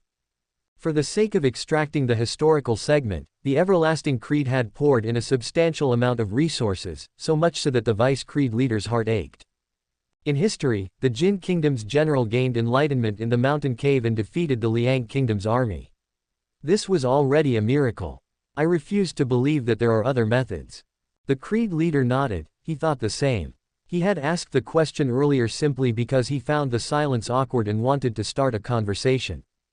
Then, they saw how Meng Jingzhou and Lu Yang passed. Chapter 69, The Wrong Methods to Pass. After the Jin kingdom's army failed too many times, even Meng Jingzhou spiraled into despondence, thinking that victory was just a pipe dream. Can I really win? Meng Jingzhou asked himself in the mountain cave, but he found the answer in his heart too bitter to utter it out loud. A spider. Meng Jingzhou noticed a spider weaving a web. Watching the spider fail repeatedly but never stop trying greatly astonished him. The spider rises again after every failure. I can't be worse than a spider, right? Meng Jingzhou's morale was boosted, and he planned to rally his forces again to battle the Liang kingdom once more. The Liang kingdom's army is stronger than ours, but it is not an insurmountable gulf between us. Besides, how could I give up just because of a few defeats? If I give up, what is the Jin kingdom behind me supposed to do? I believe that with the appropriate stratagem this time, we have a chance at victory. Meng Jingzhou clenched his fists, a plan already formulated in his mind. After failing several times, he was now familiar with the Liang kingdom's general's tactics. Having won numerous times, the Liang kingdom's general's ego must have inflated. I can make use of his mentality to my advantage. I'll first feign defeat and scurry away like a sorry loser, then lure the Liang kingdom's army into a canyon, turning the tables on them and encircling them. This time, we'll definitely strike with the element of surprise and not let down the expectations of our elders. Thank you for the guidance. Meng Jingzhou cupped his fists at the spider. If it weren't for the spider's edification, I would have remained demoralized and not been able to bounce back. Victory would have really been a lost cause then.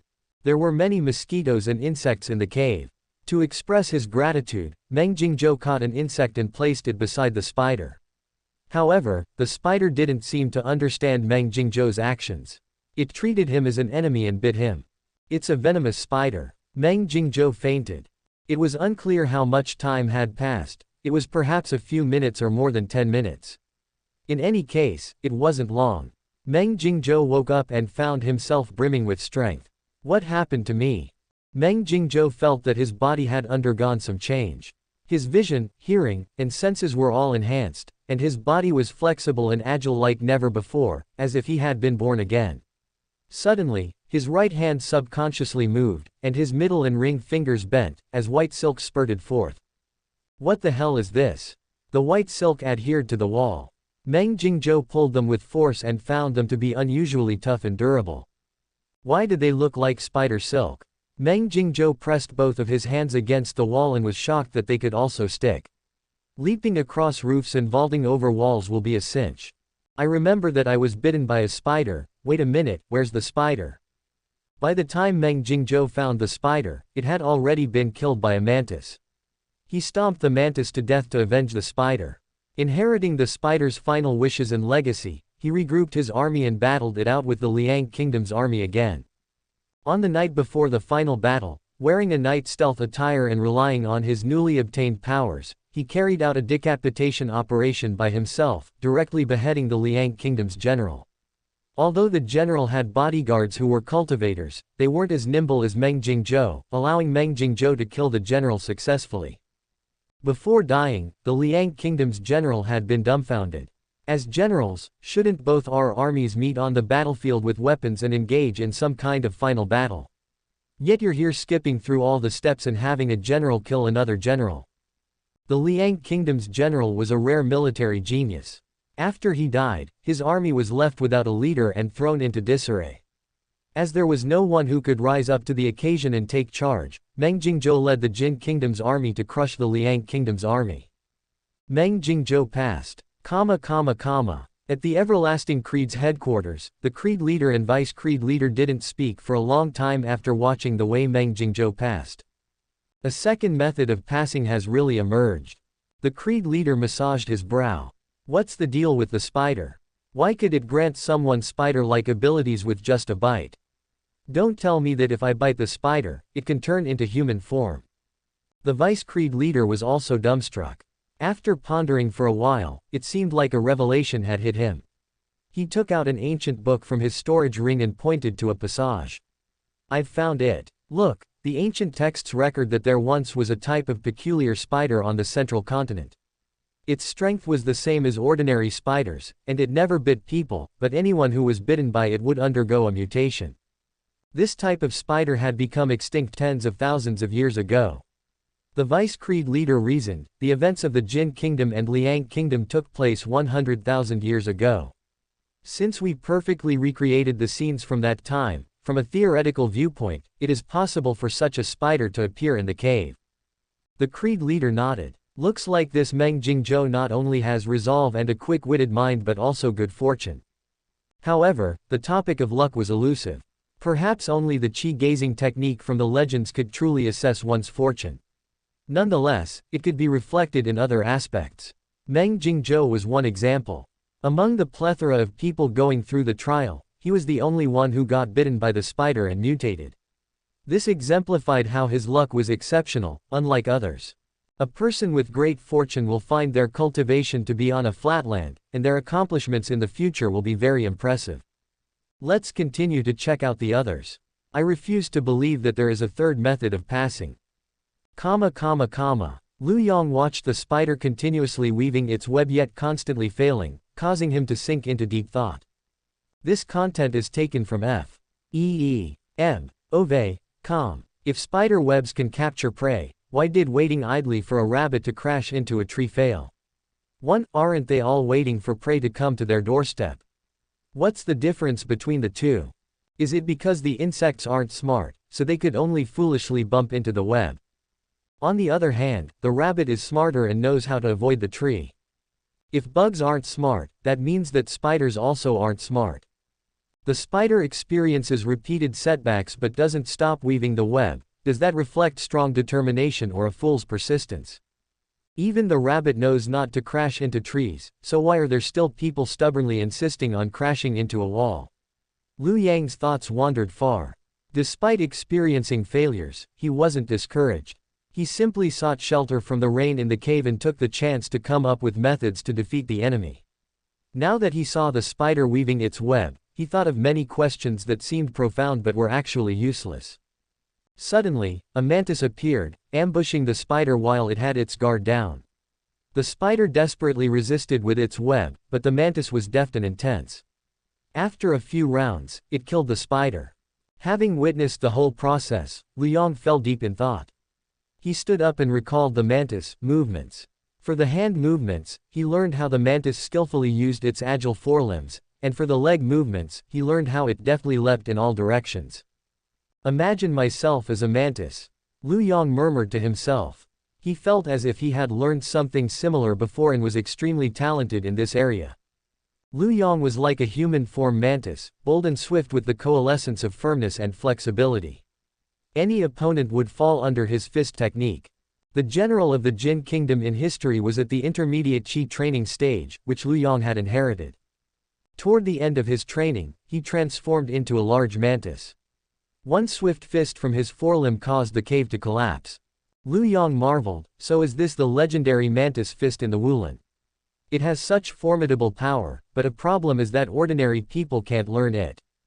Lu Yang simplified mantis fist so that it was easy to pick up. He widely propagated it throughout the Jin kingdom's army, allowing their military power to surpass that of the Liang kingdom. There was no need for any stratagem. They simply marched forward, sweeping through the enemy lines effortlessly. Lu Yang passed. Who on earth passes like this? The Vice Creed leader roared in rage. Who practices mantis fist like this? The Vice Creed leader's eyes widened.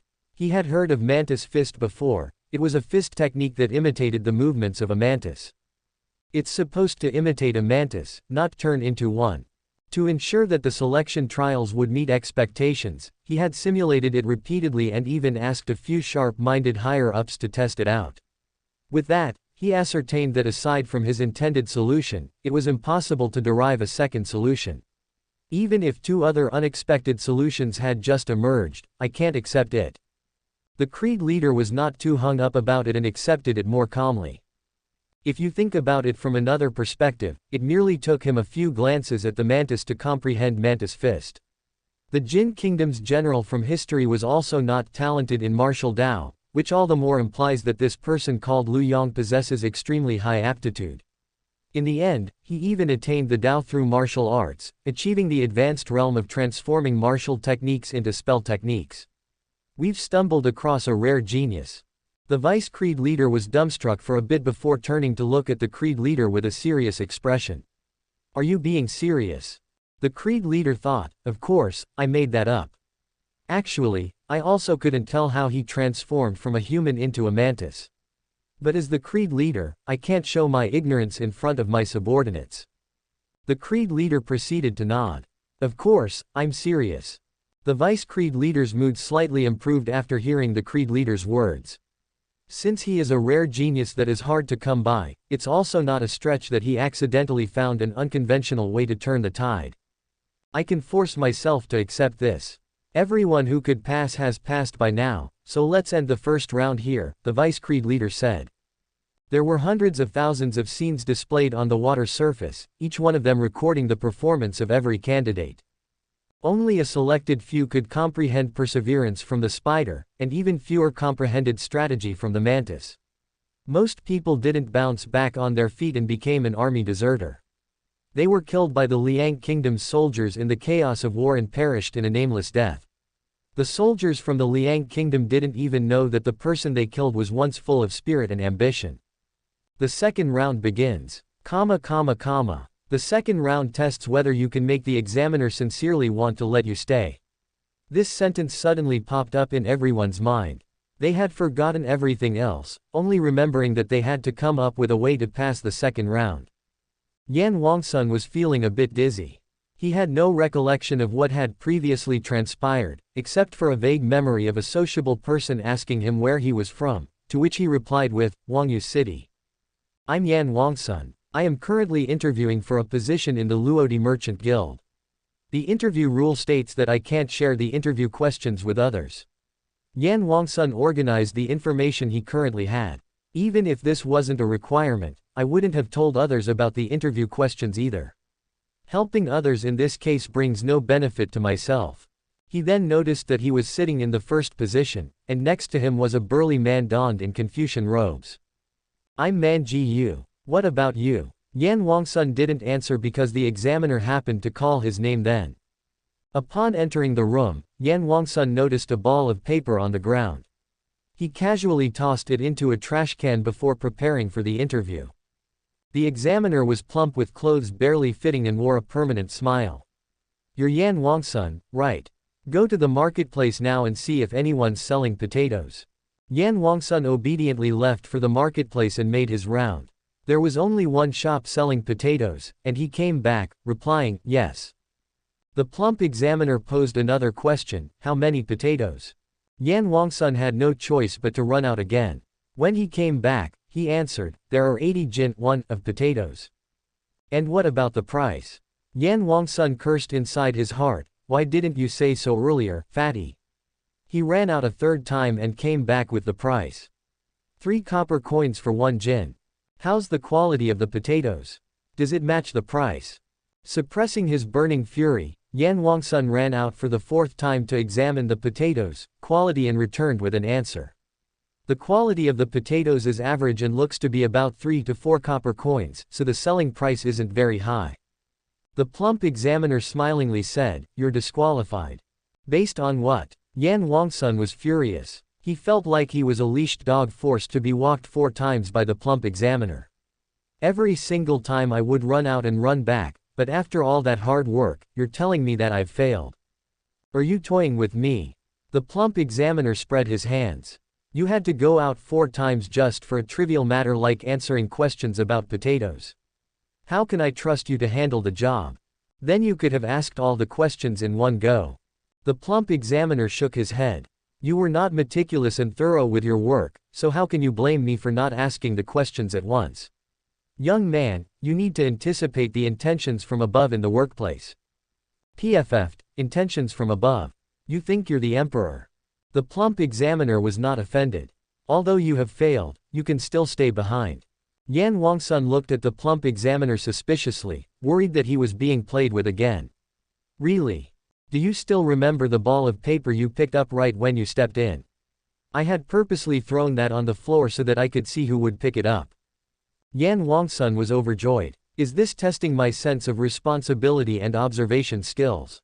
We happen to be short on a janitor. You can stay behind and be in charge of maintaining hygiene and sanitation. Yan Wangsun. He really wanted to lash out at him, but none of the words came out. No matter what, being able to stay means that I've passed the trial, which is a good thing. Next, the plump examiner called. Man Ji Yu walked into the room. Upon seeing Man Gu's honest demeanor, Yan Wangsun was somewhat disdainful. This person will definitely be toyed with by the examiner just like I was. Go and see if there's anyone selling potatoes in the marketplace, the plump examiner asked the same question. Man Ji Yu simply responded with an affirmative and left. It took him more than 10 minutes to return. There's an old man pushing a cart of potatoes in the marketplace. There are 80 jin of potatoes, and 1 jin is worth 3 copper coins. The price and quality match, and the old man even said that if we buy in bulk, he can lower the price further by 10%. Man Gu's answer was extremely detailed, even covering questions the plump examiner hadn't considered. At the side, Yan Wangsun was completely dazed. Although Man Ji Yu might not look like it with his burly appearance, he was an attentive person inside. He was adept at being humble in learning, especially when learning from Lu Yang and Meng Jingzhou, though judging based on his current progress in this aspect, he still had a long way to go before graduation. Congratulations, you may stay. See, I said that Man Ji Yu is a prospective talent. The Vice Creed leader was elated to see Man Ji Yu passing once again. This proves that my thought process in designing the questions is correct. Among the other candidates, there were some who answered 4 of the examiner's questions in 2 trips, which allowed them to barely pass. Only Man Ji Yu perfectly fits my expectations. The Creed leader nodded. Looks like this second round tests whether one is thorough and capable of considering their superior's point of view. The diabolic path has to be cautious and not leave any incriminating traces to avoid the righteous path getting a hold on them. Moreover, by taking into account their superior's perspective, it demonstrated that one had the potential for advancement, prompting the higher-ups to promote them. It was out of such considerations that the Vice Creed leader had come up with the second trial. The Vice Creed leader smiled smugly. There shouldn't be other methods this time. The Creed leader didn't speak, simply turning his gaze to the two people with excellent performance in the first round. His instincts told him that there might be other methods. Chapter 71, Sincerely. The second trial is to make the examiner sincerely want to let me stay. Meng Jingzhou read through the passing condition again. What a strange test. It doesn't sound difficult. Anyway, where am I? Meng Jingzhou was sitting on a bench. He was sitting in the middle with 4 people in front of him and 5 behind. Oh, I'm interviewing for the Merchant Guild. The identity and setting assigned by the everlasting creed popped up in his mind. Facing the immaculately white wall in front of him, Meng Jingzhou's hand subconsciously moved, his middle and ring fingers bending. Nothing is spurting out. Why am I doing such a strange action? Meng Jingzhou was perplexed, not remembering that he had such a habit. Forget it, I shall focus on the interview. He noticed the first person entering the examination room then hastily running out before dashing back in again, repeating this 3 to 4 times. Meng Jingzhou called out enthusiastically, "Hey, brother, why are you running? Is the examiner testing your running speed? If that's the case, I'll recommend that you change your shoes. A pair of good quality shoes can greatly boost your speed. Your starting posture also matters. You should crouch down and arch your back with your hands on the ground as support. That will help you run much faster. Trust me, I'm very experienced." The person looked at Meng Jingzhou as if the latter was an idiot. Ignoring Meng Jingzhou, they ran out to check the quality of the potatoes. The rules had clearly stated that candidates were not allowed to leak the questions to other candidates. This went on for the second person, third person, and fourth person. Everyone was very diligent in running, but they also didn't pass. However, regardless of whether one passed, they would disappear right after their interview ended. That way, the people lining up behind them wouldn't be able to distinguish whether making more or fewer trips was the key to passing. Next, Meng Jingzhou. The plump examiner shouted from inside. Coming. Meng Jingzhou was in high spirits as he sauntered inside. The plump examiner wore a smile as usual. Meng Jingzhou, go to the marketplace and see if there's anyone selling potatoes. Meng Jingzhou didn't move. The plump examiner mistook it as them not relaying the instructions clearly, so they repeated the question, enunciating every word. This time, Meng Jingzhou spoke, "Why? What do you mean why?" The plump examiner couldn't follow Meng Jingzhou's line of thought. "I'm asking why I have to go to the marketplace and see if there's anyone selling potatoes. Do you know what we are doing now? An interview," the plump examiner replied in a matter-of-fact tone. "Exactly, you said it yourself, this is an interview, not a time for you to get people to run your errands. By the way, did you also ask the 4 people in front this same question? You're still not satisfied after asking 4 times, and now you still want to ask it a 5th time." The plump examiner patiently explained, "This is the exam question." Meng Jingzhou replied with a simple, "Oh," and obediently made a trip to the marketplace. "There's someone selling potatoes," answered Meng Jingzhou when he returned. "How many jin of potatoes are there?" Meng Jingzhou didn't know the answer, so he stood up and walked toward the door. A sliver of a sneer appeared on the plump examiner's visage. "Kid, you talk the most nonsense. Come back one more time, and I'll announce that you've failed." To his surprise, when Meng Jingzhou opened the door, it revealed an old man standing outside. Meng Jingzhou asked the old man, "How many potatoes do you have in your cart?" 80 jin, replied the old man. Meng Jingzhou turned his head back. He said there's 80 jin of potatoes. Do you also want to ask how much each jin costs? The plump examiner opened his mouth but couldn't bring himself to ask, how much does 1 jin of potatoes cost? Even if he had asked it out loud, the old man at the door would have answered immediately. What's the point of asking now? The plump examiner questioned in ire, "Why did you bring the potato seller over here? How am I going to test the remaining candidates?" Meng Jingzhou shrugged. I asked him whether a few people had come by to ask about the potatoes, and he complained that these few people had run over, taken a glimpse of his potatoes, run back, then run over, asked him for the total jin of potatoes, run back, then run over again to ask how much each jin costs. However, they all only asked and didn't buy anything. Then, I asked him if he wanted to meet the main culprit behind all this, and he said yes, so I brought him over here. The plump examiner. What am I supposed to do for the rest of the tests? No one told me that I'd encounter a situation like this. Recalling Meng Jingzhou's disrespect, the plump examiner steeled himself and yelled, "You weren't able to anticipate the intentions from above and have been disqualified." Before he could finish, Meng Jingzhou gave him a kick. To hell with intentions from above. Who are you to say that? I've been too respectful to you. Meng Jingzhou ran outside. The plump examiner smashed the table into pieces. Stop right there. Since the examiner sincerely wanted to let Meng Jingzhou stay, Meng Jingzhou passed. The vice creed leader massaged his knitted brow. What is this strange method of passing? I set the requirement that the examiner must sincerely want to let the interviewee stay because I was worried that someone may try to take a shortcut and bribe the examiner.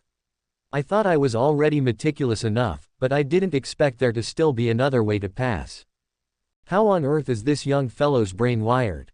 Or am I the one without a brain wired? O undying and indestructible everlasting immortal, please give me an answer. The vice creed leader muttered a prayer to the everlasting immortal, hoping that he would receive a response. The creed leader interrupted the vice creed leader's prayers. If only the everlasting immortal could hear your words. The vice creed leader didn't think that the creed leader was being blasphemous. He knew that the creed leader was the most pious follower in the everlasting creed. He sighed, how many times have we tried? But they all failed. We still can't resurrect the everlasting immortal. If we could, regardless of whether it's the great Shah dynasty or the righteous path, they're no match for the everlasting immortal. Only with blood as sacrifice can the everlasting immortal be resurrected. The two didn't linger on this topic, and the vice creed leader soon changed the subject. What do you think of Meng Jingzhou? The creed leader clicked his tongue in praise. One who takes the road less traveled. A true talent. Luckily I didn't agree with the vice creed leader that there wouldn't be other methods to passing. Otherwise, my reputation as the creed leader would have gone down the drain. Are you sure this young fellow can also be considered a talent? Of course, I feel that what our everlasting creed needs is precisely such talents with unorthodox thinking. Look at the Tao-seeking sect from the righteous path. Why have they lasted so long? I've summarized a few reasons, and the most important one is that they possess wisdom beyond the understanding of people in this world. The corner of the vice creed leader's mouth twitched. As expected of the creed leader, describing madness in such a refined manner. The creed leader continued, who knows if this Meng Jingzhou can become the backbone of our everlasting creed. Speaking of Meng Jingzhou, there was another young fellow who left quite the impression in the first round. If I remember correctly, his name seems to be Lu Yang. How did he do? Make the examiner sincerely want to let me stay. Lu Yang ruminated over it. What's so difficult about that? I just have to give the examiner a kick. Best is if I can also spit on him. I'm sure that will anger the examiner so much that he won't want just me to stay, he might even want my life to stay with him. However, this method was too barbaric. Only a crude person like Meng Jingzhou would use such a method. Lu Yang couldn't be like him. He was a civilized person. Chapter 72, 3 Heroes of the Diabolic Creed. Lu Yang was sixth in the line of 10 interviewees. He had also noticed that the people in front of him would run out at the speed of a 100-meter sprint after entering the examiner's room, after which they would run back again, repeating this process a few times. What kind of strange interview question is this? Lu Yang was not one to sit still. Although the rules forbid him from asking the other interviewees about the contents of the interview, there was no rule about going out to take a look. He asked a rogue diabolic cultivator next to him who was resting with his eyes closed, "Do you want to go out and take a look?" The rogue diabolic cultivator glimpsed at Lu Yang in contempt and said nothing. How could diabolic cultivators act in groups? This guy must be trying to trick me.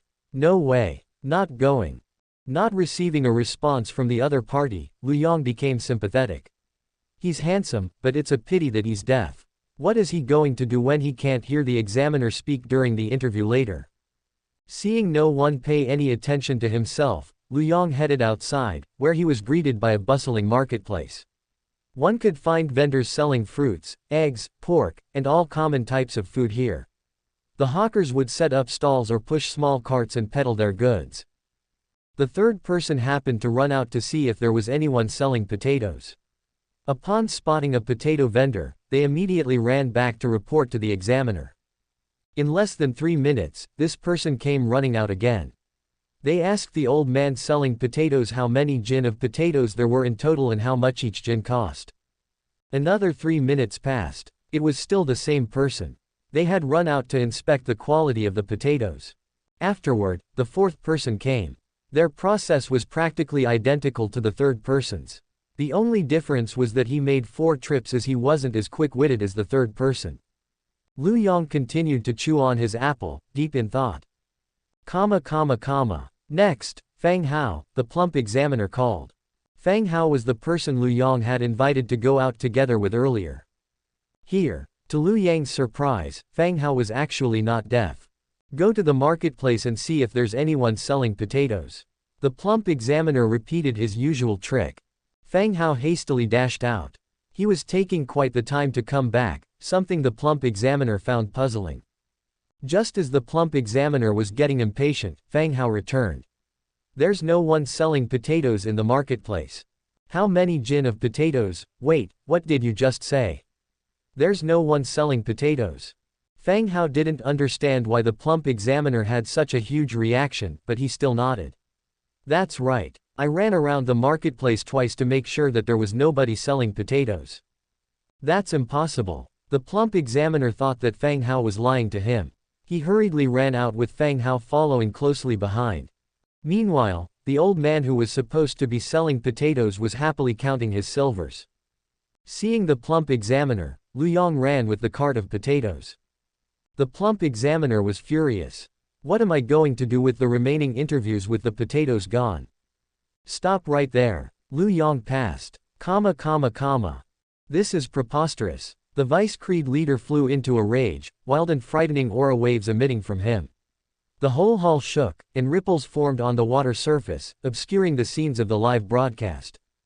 The exam I've meticulously designed is riddled with flaws in front of these 2 scourges. It's an absolute disgrace. The Creed leader calmly intervened to suppress the Vice Creed leader's aura waves. It wasn't easy for us to find a place to build this hall. If we get discovered by the righteous path because of a mere matter like this, that would totally be a joke. The Creed leader advised, don't get angry so easily. Their current selves have forgotten everything else except for their task to find a way to pass the trials. As a diabolic creed, what we're particular about is killing people to revive the everlasting immortal. How can we kill people because of something like this? Besides, these 2 people are rare talents who can blaze a new trail. Ever since the inception of the Everlasting Creed, there haven't been major breakthroughs. I feel that these 2 people are our hope. The Vice Creed leader thought to himself, that means that there is no hope left for the Everlasting Creed. The Creed leader said with slight excitement, speaking of which, Man Ji Yu, as well as Meng Jingzhou and Lu Yang, they're all from Yanjiang Commandery, right? I didn't expect 3 talents to appear in a small place like Yanjiang Commandery. It wouldn't be an exaggeration to call them the 3 heroes of the Diabolic Creed. With these 3 heroes, our sect will be stronger than ever like a tiger that has grown wings. The Vice Creed leader muttered softly, like a tiger that has grown wings. Isn't that a Chongqi one? Even a Chongqi can't defeat the righteous sect. The Creed leader glared at him. Shut up, you didn't have to show off that you're cultured. The Vice Creed leader obediently shut his mouth. At Yanjiang Commandery, 11 administrators were trying their best to maintain the Great Array. Close to 100 rogue diabolic cultivators stood rooted to the spot, their eyes vacant and in a daze. Their consciousness was undergoing the trials on behalf of their physical body. Maintaining the Great Array was too boring, so the administrators began to chat while ingesting qi restoration pills. Qin Yuanao has disappeared for so long that he's probably dead. He's definitely dead. We just don't know how he died. I've said a long time ago that with this fellow constantly scheming and thinking that everything was under his control, It was only a matter of time that he would offend an enemy, and they would find a dark, windy night to get rid of him. Qin Yuanao's body hasn't been found either. Did one of his enemies kill him? What else then? It can't possibly be his benefactor turning on him and killing him, right? Those in our line of work have no benefactors. Why did I hear that the night Qin Yuanao died, he went to have a whale of a time in the brothel with Big Mouth Wang? The administrators chuckled. Just as Qin Yuanao had wished, Big Mouth Wang had gone around spreading rumors of how he and Qin Yuanao were a force to be reckoned with, battling it out all night long with no mercy in the brothel. Then, Qin Yuanao died. Hence, rumors of Qin Yuanao dying from exhausting his energy spread in Yanjiang Commandery. Qin Yuanao could probably rest in peace if he learned about this in the underworld. I wonder how many people in this batch will pass the trials. Although there were many people participating in the initiation ceremony, those who could pass the trials and successfully join the creed were a different matter. Having 1 out of 10 make it was already a decent number. To become administrators, they had all passed similar trials, so they understood the difficulty within. With the vice creed leader personally organizing it this time, the difficulty level will definitely go down in history. Only the branch leader knows the results. The 11 people turned to look at the branch leader who was in a meditative state. The branch leader had made use of the great array constructed by the everlasting creed to enter the mysterious space. All branch leaders were able to view their respective branches' performance. As Lu Yang and the other two displayed exemplary performance, the branch leader was so thrilled that it seemed like a chrysanthemum had bloomed on his face. However, he was wearing a mask, so no one could see how ecstatic he was. He excitedly mumbled, "If these 3 people can successfully pass and earn high praise from the higher-ups, the Yanjiang branch's year-end performance will definitely be among the top. If I push it a bit more and improve my cultivation, maybe I can be transferred to a wealthier place as branch leader, or I may even be directly promoted to hall leader." After the 3 rounds of trials ended, the vice creed leader and creed leader assessed the new members with outstanding performance. For example, their evaluation of Qin Yuanao was diabolic nature to the bone. The branch leader believed that Lu Yang and the other 2 would receive a much higher appraisal than Qin Yuanao. It's so obvious at a glance that these 3 aren't any good eggs. Chapter 73, Spy from the Righteous Path. We're back here again. Lu Yang opened his eyes, finding himself back in the mysterious white space.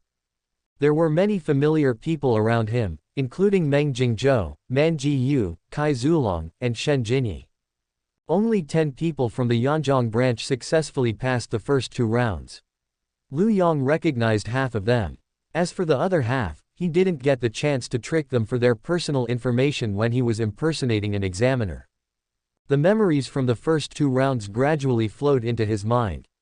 Mantis Fist in the first round. Pushing the cart of potatoes in the second round. It looks like the Everlasting Creed's trials aren't all that hard either. Lu Yang felt that his performance was average. Anyone with a brain can do it. I think so too, Meng Jingzhou agreed.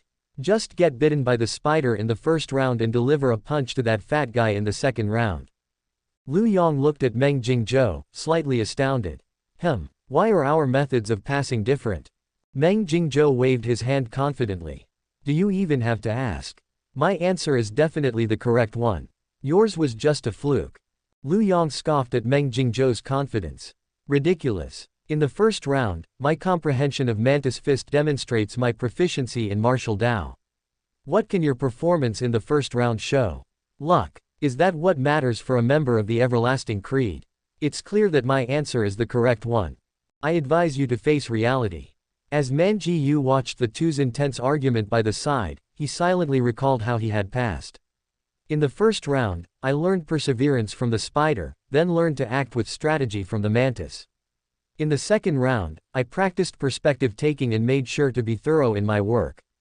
Now that I think about it, my method of passing does seem a little too ordinary. It looks like Brother Lu and Brother Meng are correct. I just don't know whose method is the most correct, Man Ji-yu mumbled to himself. He felt that he had once again learned something new. There was still no conclusion to Lu Yang and Meng Jingzhou's squabble. As a clear-headed bystander, Man Ji-yu stepped in to stop them. Is it possible that both of your methods are correct? The diabolic creed emphasizes acting unscrupulously and doing whatever one wishes to. Perhaps there is no correct answer, or perhaps any method that works is a correct answer. Lu Yang and Meng Jingzhou stared at Man Jiyu in astonishment. They felt that he made a lot of sense. Lu Yang marveled, I didn't expect the diabolic creed's trials to be so open-ended in style. Meng Jingzhou nodded. Speaking of which, we've only passed 2 rounds. Why are we back here? What about the 3rd round? The trio suddenly recalled they had proper things to do. The Vice Creed leader's figure appeared in the sky once again. He held an orb the size of his palm with a small slit in the middle. Taking a step in midair, the mysterious white space immediately changed. With him as the center, buildings began to emerge like tides surging. City walls, palaces, courtyards, small pavilions, towering mountains, rivers that traversed through the whole city, pedestrians in a rush, hawkers peddling, cultivators moving mountains and seas. It looked just like a grand cultivation city. Once again, the Vice Creed leader split everyone up by branch. The 10 people from the Yanjiang branch sat in a small pavilion where they could see the scenery outside. The Vice Creed leader's emotionless voice sounded in everyone's ears. Congratulations on passing the first 2 rounds of the trials. We will now proceed to the 3rd round. This is a city I have simulated. In a little while, I will unleash your inherent nature. It will make you believe that this is the real world and let you do the bad things you genuinely want to do.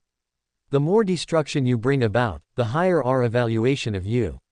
The time limit is 1 day and 1 night. The Vice Creed leader raised the orb in his hand. The orb's slit widened, revealing a black pupil. This wasn't an orb but a gigantic eye. As the eye opened, strange rays of purple light enveloped the entire city. When the Vice Creed leader's consciousness returned to the headquarters, he was still holding the giant eye. As expected of the immortal eye crafted by the everlasting immortal. Human nature is the most complex. Only an immortal treasure is capable of releasing people's inherent natures and drawing out their deepest, darkest side. The Vice Creed leader was reluctant as he returned the immortal eye to the Creed leader. There aren't many opportunities to use an immortal's treasure. In theory, he didn't have the authority to use the immortal eye. However, for the purpose of starting the 3rd round, the Creed leader had temporarily lent it to him. The Creed leader stressed, the 3rd round of the trials is extremely crucial. It concerns whether spies from the righteous path have infiltrated the diabolic path. Since the immortal eye can let loose a person's inherent nature, with how kind the righteous cultivators are, they wouldn't cause much destruction. Under the light of the immortal eye, those righteous cultivators won't have a chance to go against their true nature and commit murder and arson. Furthermore, if the righteous cultivators witness acts of injustice, they would even lend a helping hand. That way, we'll be able to filter out those righteous cultivators who have tried to infiltrate our ranks. To become a member of the Everlasting Creed, the first requirement is that one mustn't be a spy from the righteous path. The Vice Creed leader smiled. Besides, this immortal eye can also automatically assess the level of destruction based on one's cultivation. With the immortal eye around, both you and I just have to wait for the results. Squelch. A pedestrian was pierced through the heart by a sword. The other passers-by shrieked and fled in terror. Behind them was a rogue diabolic cultivator cackling out loud while hacking at those around him, causing their heads to roll to the ground. Corpses were littered everywhere. Refreshing, it feels good. The rogue diabolic cultivator was elated to let their inherent nature run wild. They never had a chance to kill to their heart's content before. Today, I will use your corpses to establish my footing in the Everlasting Creed. I'm going to make use of this opportunity to kill as much as I like.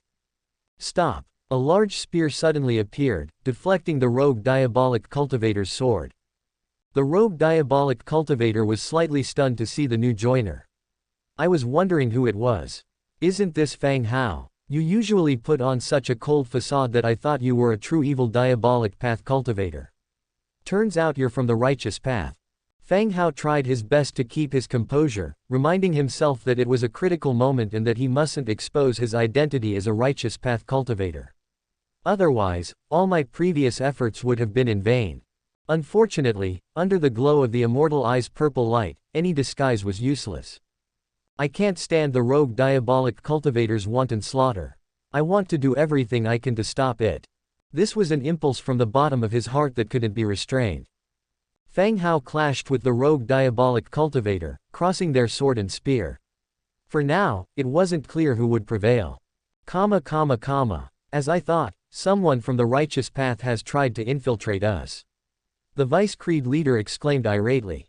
If not for the third round, this Fang Hao would have joined the everlasting creed.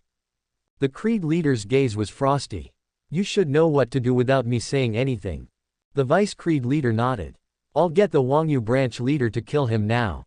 Kill him my ass. Quickly inform the Wangyu branch leader that the location of their base has been exposed and that they need to quickly escape. The Vice Creed leader was not keeping up. The Creed leader was disappointed with the Vice Creed leader as he explained, what? If Fang Hao could sneak into the trials, it means that the righteous path already knows about the Wangyu branch's location. Shouldn't they be packing up and fleeing right away? Then what about Fang Hao? We can't kill him. The righteous path definitely has Fang Hao's soul lamp.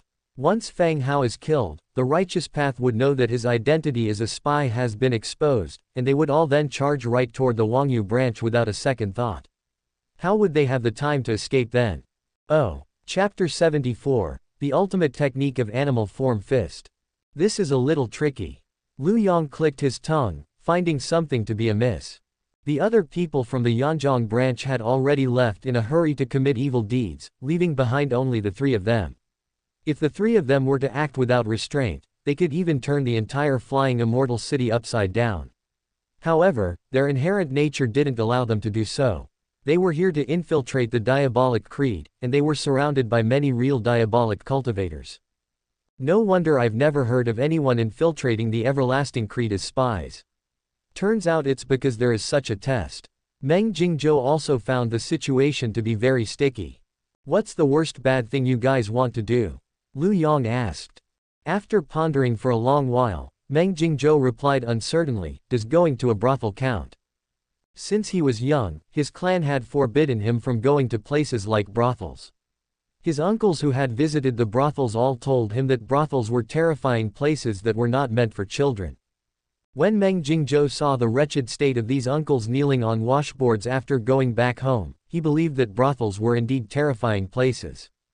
As I now have a singles, pure yang spirit root, all the more I can't go. To Meng Jingzhou, a rebellious act like visiting a brothel was the worst bad thing. Man Ji simply couldn't think of one. Never mind, we still have one whole day. Let's go to the brothel to relax first then, Lu Yang proposed. You must be kidding, I already have an idea. Do you expect rules like this to restrict me? Since there is still time, we don't have to do it now. This opportunity is hard to come by, so we might as well satisfy Meng Jingzhou's wish first. Meng Jingzhou's eyes lit up. That's right, we're not in our true bodies here. Going just once won't hurt. Come on, let's go, Meng Jingzhou urged, dragging the other two along with him. Going to places like this alone makes me guilty. The brothel was in a conspicuous place, and the trio located it easily. Ravishingly dressed women stood at the entrance waving their handkerchiefs to attract customers.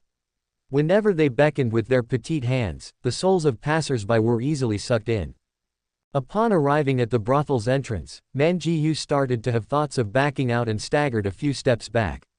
I'm a scholar. This isn't a place a scholar should go to. The sages said that, beautiful women are skeletons, femme fatale or bones, no matter how gorgeous a woman is, she will eventually turn into nothing but a pile of white bones. I mustn't do the wrong thing.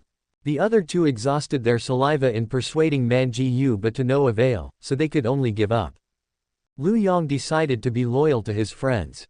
Since you're not willing to go to the brothel, I'll go on your behalf.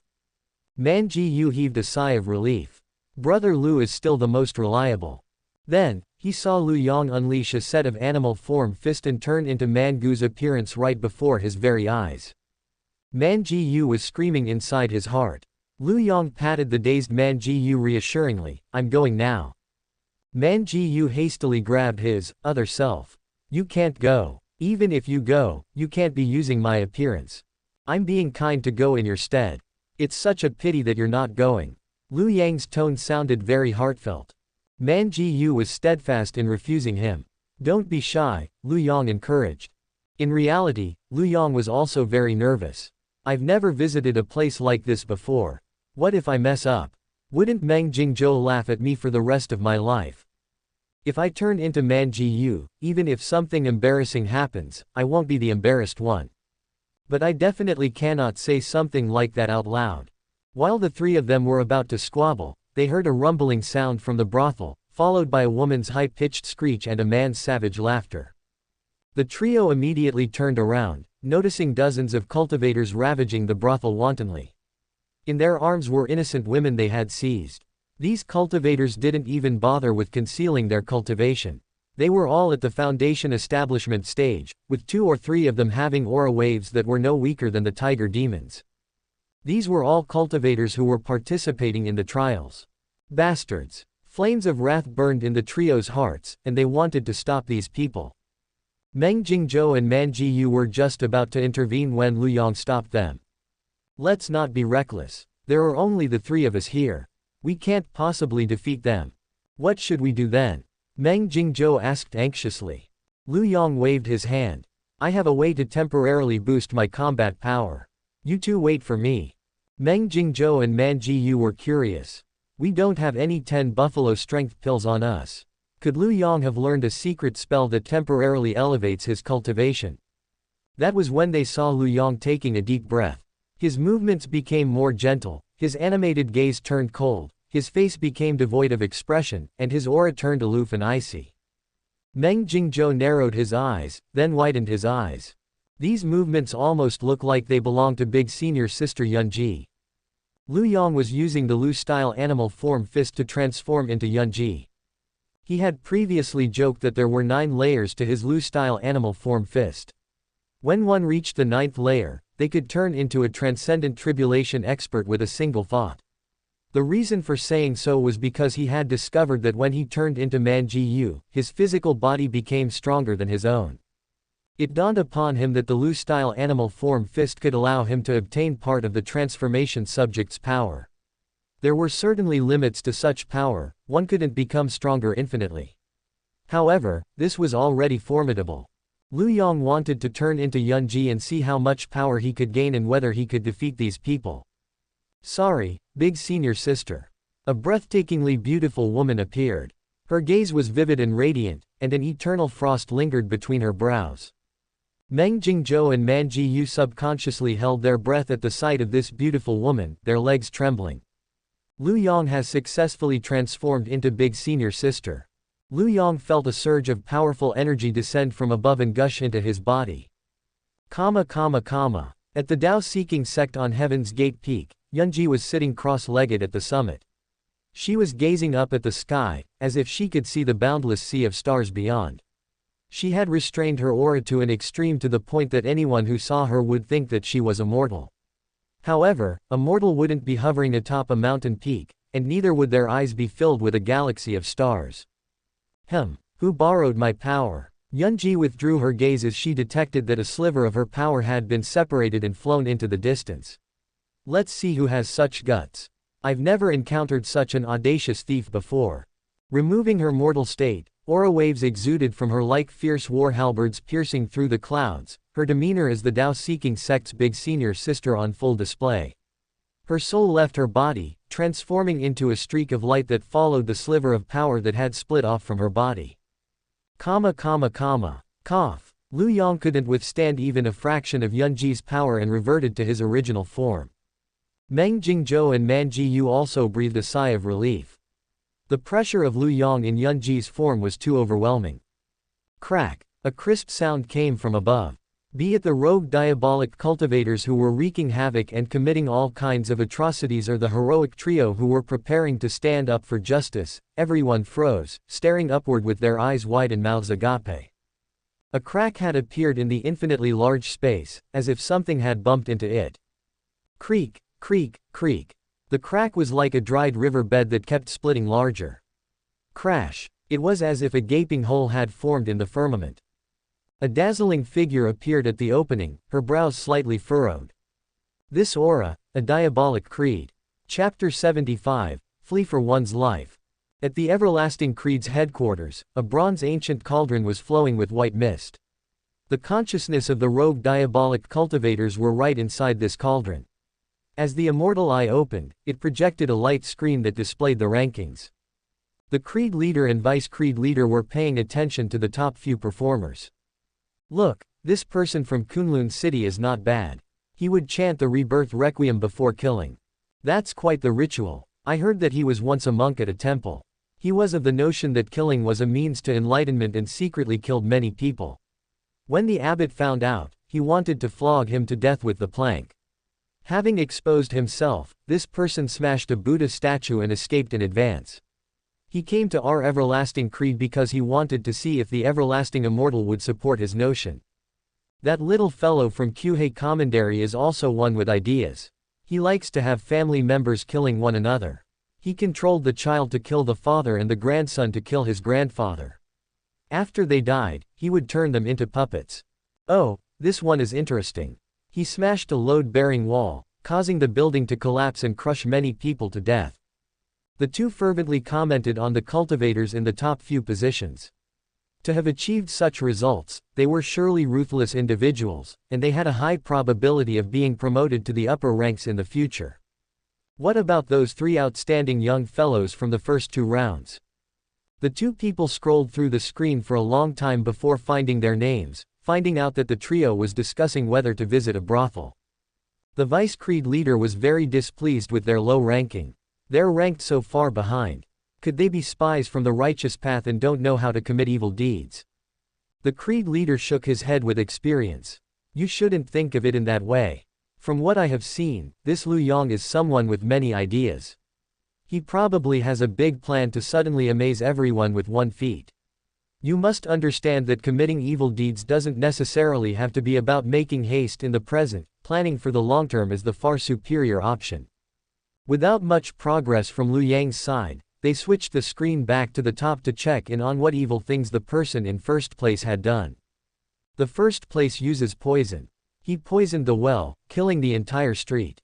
He also poisoned the cows so that they would go mad on the streets, trampling many people to death. Excellent, this is how poison should be used. What strange method is this?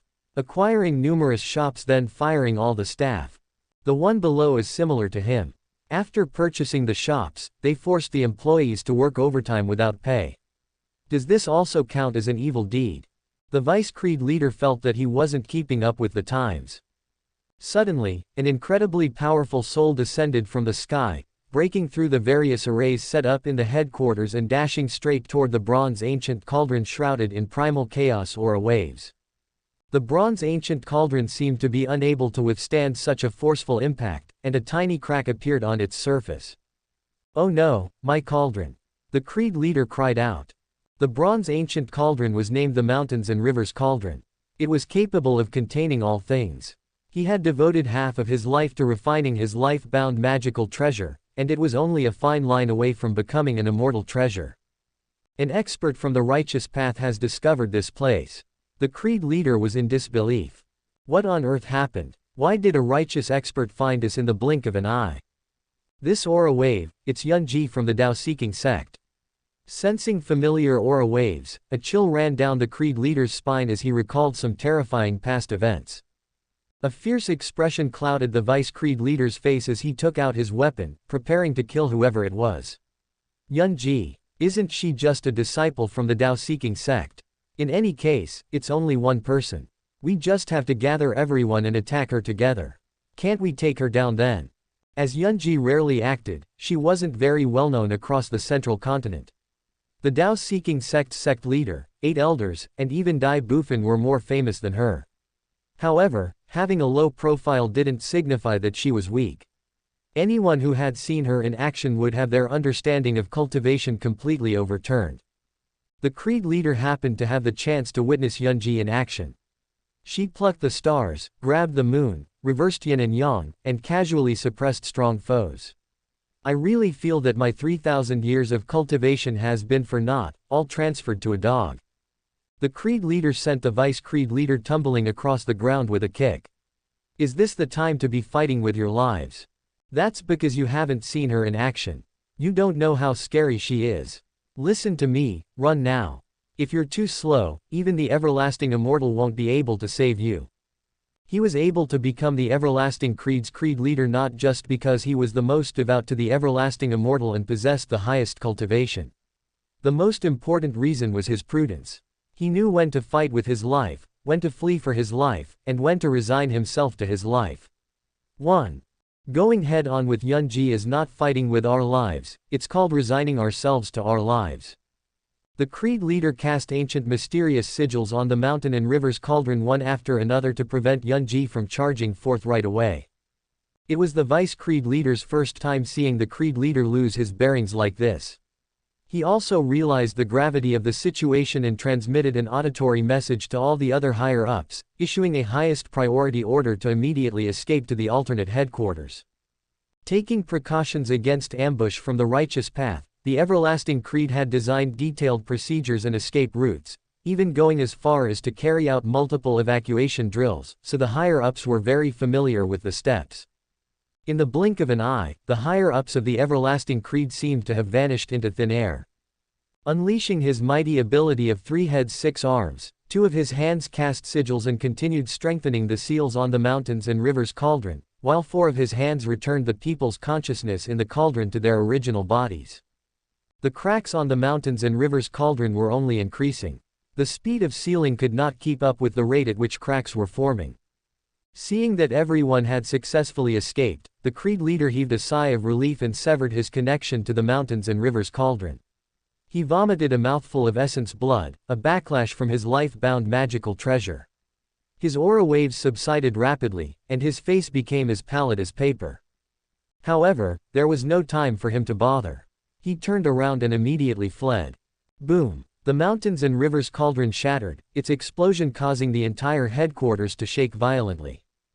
Yunji walked out from the cauldron expressionlessly, just like a martial goddess from the legends, sacred and inviolable. She bent down, the tips of her fingers brushing the essence blood left behind by the creed leader. With a snap of her finger, she had made a divination, coldness glinting in her eyes. In that direction, a blazing white light gathered in her hand, like brilliant heavenly lightning that eradicated all evil. The white heavenly lightning shot toward the creed leader. He hadn't expected that Yunji could still locate him in spite of all he had done. He wanted to dodge, but it was too late. Blood burst forth from his shoulder. Cicada sheds its carapace. The creed leader had multiple life-saving tricks. By the time Yunji caught up, she was left with only a remnant body. The creed leader staggered back to the alternate headquarters. He stuffed life-extending pills into his mouth as if they didn't cost anything. After forcefully cutting off the connection with the mountains and river's cauldron and using the secret spell of Cicada sheds its carapace, it would take at least several hundred years of peaceful cultivation for him to recover. That's still manageable. The biggest blow is the mountains and river's cauldron. That was a precious cauldron forged with the power of the whole creed, and the amount of treasures it expended can match the Great Xia dynasty's 10 years of tax revenue. Yet this priceless treasure has fallen into the hands of the Tao-seeking sect just like that. How are you feeling? The vice creed leader asked in concern. Having just seen Yunji in action, he was still overwhelmed with fear. If it were me, my body would have long turned cold. It's only because of how capable the creed leader is that he's still alive. I won't die. The creed leader was still shaken. Fortunately, we had prepared contingency plans and prepared a hiding place in advance. By disconnecting the causal relationship, Yunji wouldn't be able to find us. Otherwise, the 4 great diabolic creeds would have to become the 3 great diabolic creeds. Since the mountains and rivers cauldron has shattered, we'll just end the 3rd trial here. Let's see who's currently in first place. The immortal eye projected a light screen, a name prominently displayed at the top. First place, Lu Yang. Chapter 76, Evaluation. Who on earth borrowed my power? Yunji was perplexed. Every single person from the everlasting creed had fled, only leaving behind the mountains and rivers cauldron that could purchase an entire first-class sect. Now I can't find who the culprit was. There was a type of spell called the Divine Descent technique that allowed one to borrow another's power with their permission. However, the spell was not only extremely challenging to master, but it was also on the verge of being lost through the generations. It had been a long time since Yunji had seen such spells. Besides, who can borrow my power without my permission? Yunji had sensed no malicious intentions from the other party, which was why she instinctively didn't hinder her power from flowing out. I can roughly guess who it was. But where did he learn the divine descent technique? Yunji didn't recall teaching Lu Yang such spells. First place, Lu Yang. Someone else has taken first place. The Vice Creed leader was bewildered. As they were busy fleeing for their lives, they didn't have a chance to pay attention to what Lu Yang had done. Since the mountains and rivers cauldron was also shattered, they couldn't watch the playback. The immortal eye never makes mistakes.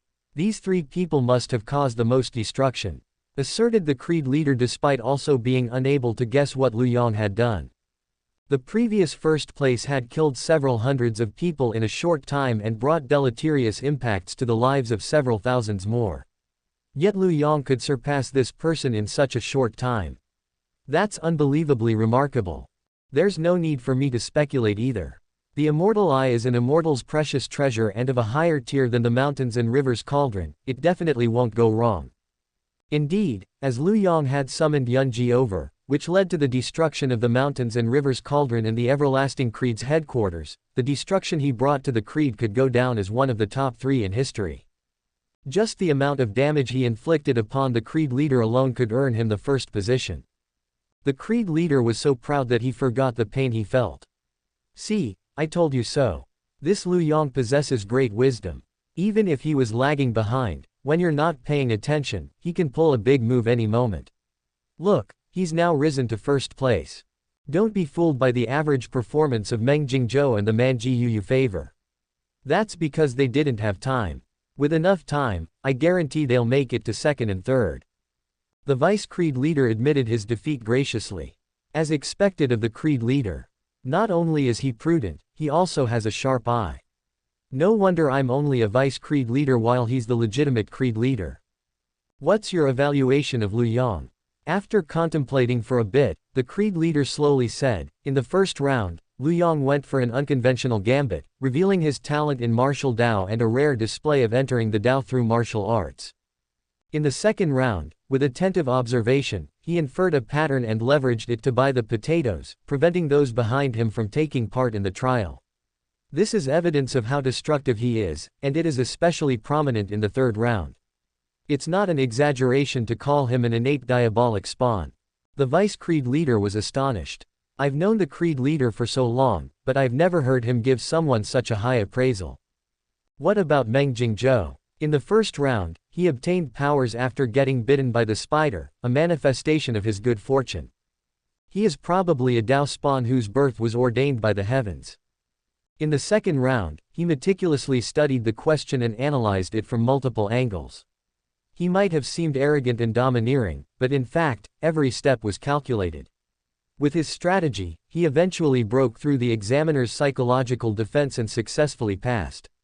Unfortunately, he didn't have the chance to showcase his strengths in the third round before it ended, falling slightly short of Lu Yang. I suppose he can be considered a descended Dao Diabolic. The assessment, descended Dao Diabolic, was also extremely hard to come by. Hardly anyone in the younger generation had attained such high praise from the Creed leader. Looks like this Meng Jingzhou has a bright future ahead of him. What about Manji Yu? In the first round, he possessed abilities to comprehend, persevere, and strategize. In the second round, he was thorough in thinking through the question. It's just that he didn't have much of an opinion in the third round. In the past trials, his performance would be considered stellar, but unfortunately, when comparing him to the illustrious pearls in front of him, I can only rate him as diabolism in heart. Diabolism in heart. Judging based on past experience, as long as they didn't meet their demise, they could all join the upper ranks of the Everlasting Creed. Shall we transfer them to the headquarters to groom them? The Vice Creed leader asked.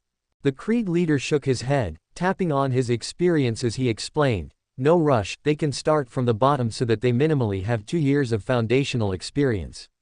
Trust me, experience at the grassroots level will be beneficial for them in the long run. This was how I made my way up. Furthermore, I have another plan. Lu Yang is imaginative and uninhibited while possessing much destructive force. When he matures, let's see if he can infiltrate a righteous sect like the Dao-seeking sect. The vice creed leader couldn't stop himself from laughing. The creed leader thinks too highly of them. If we're talking about other righteous sects, there's still a chance, but the Tao-seeking sect is too enormous of a challenge. Just keeping up with their disciples' line of thought alone is already a hurdle for almost anyone.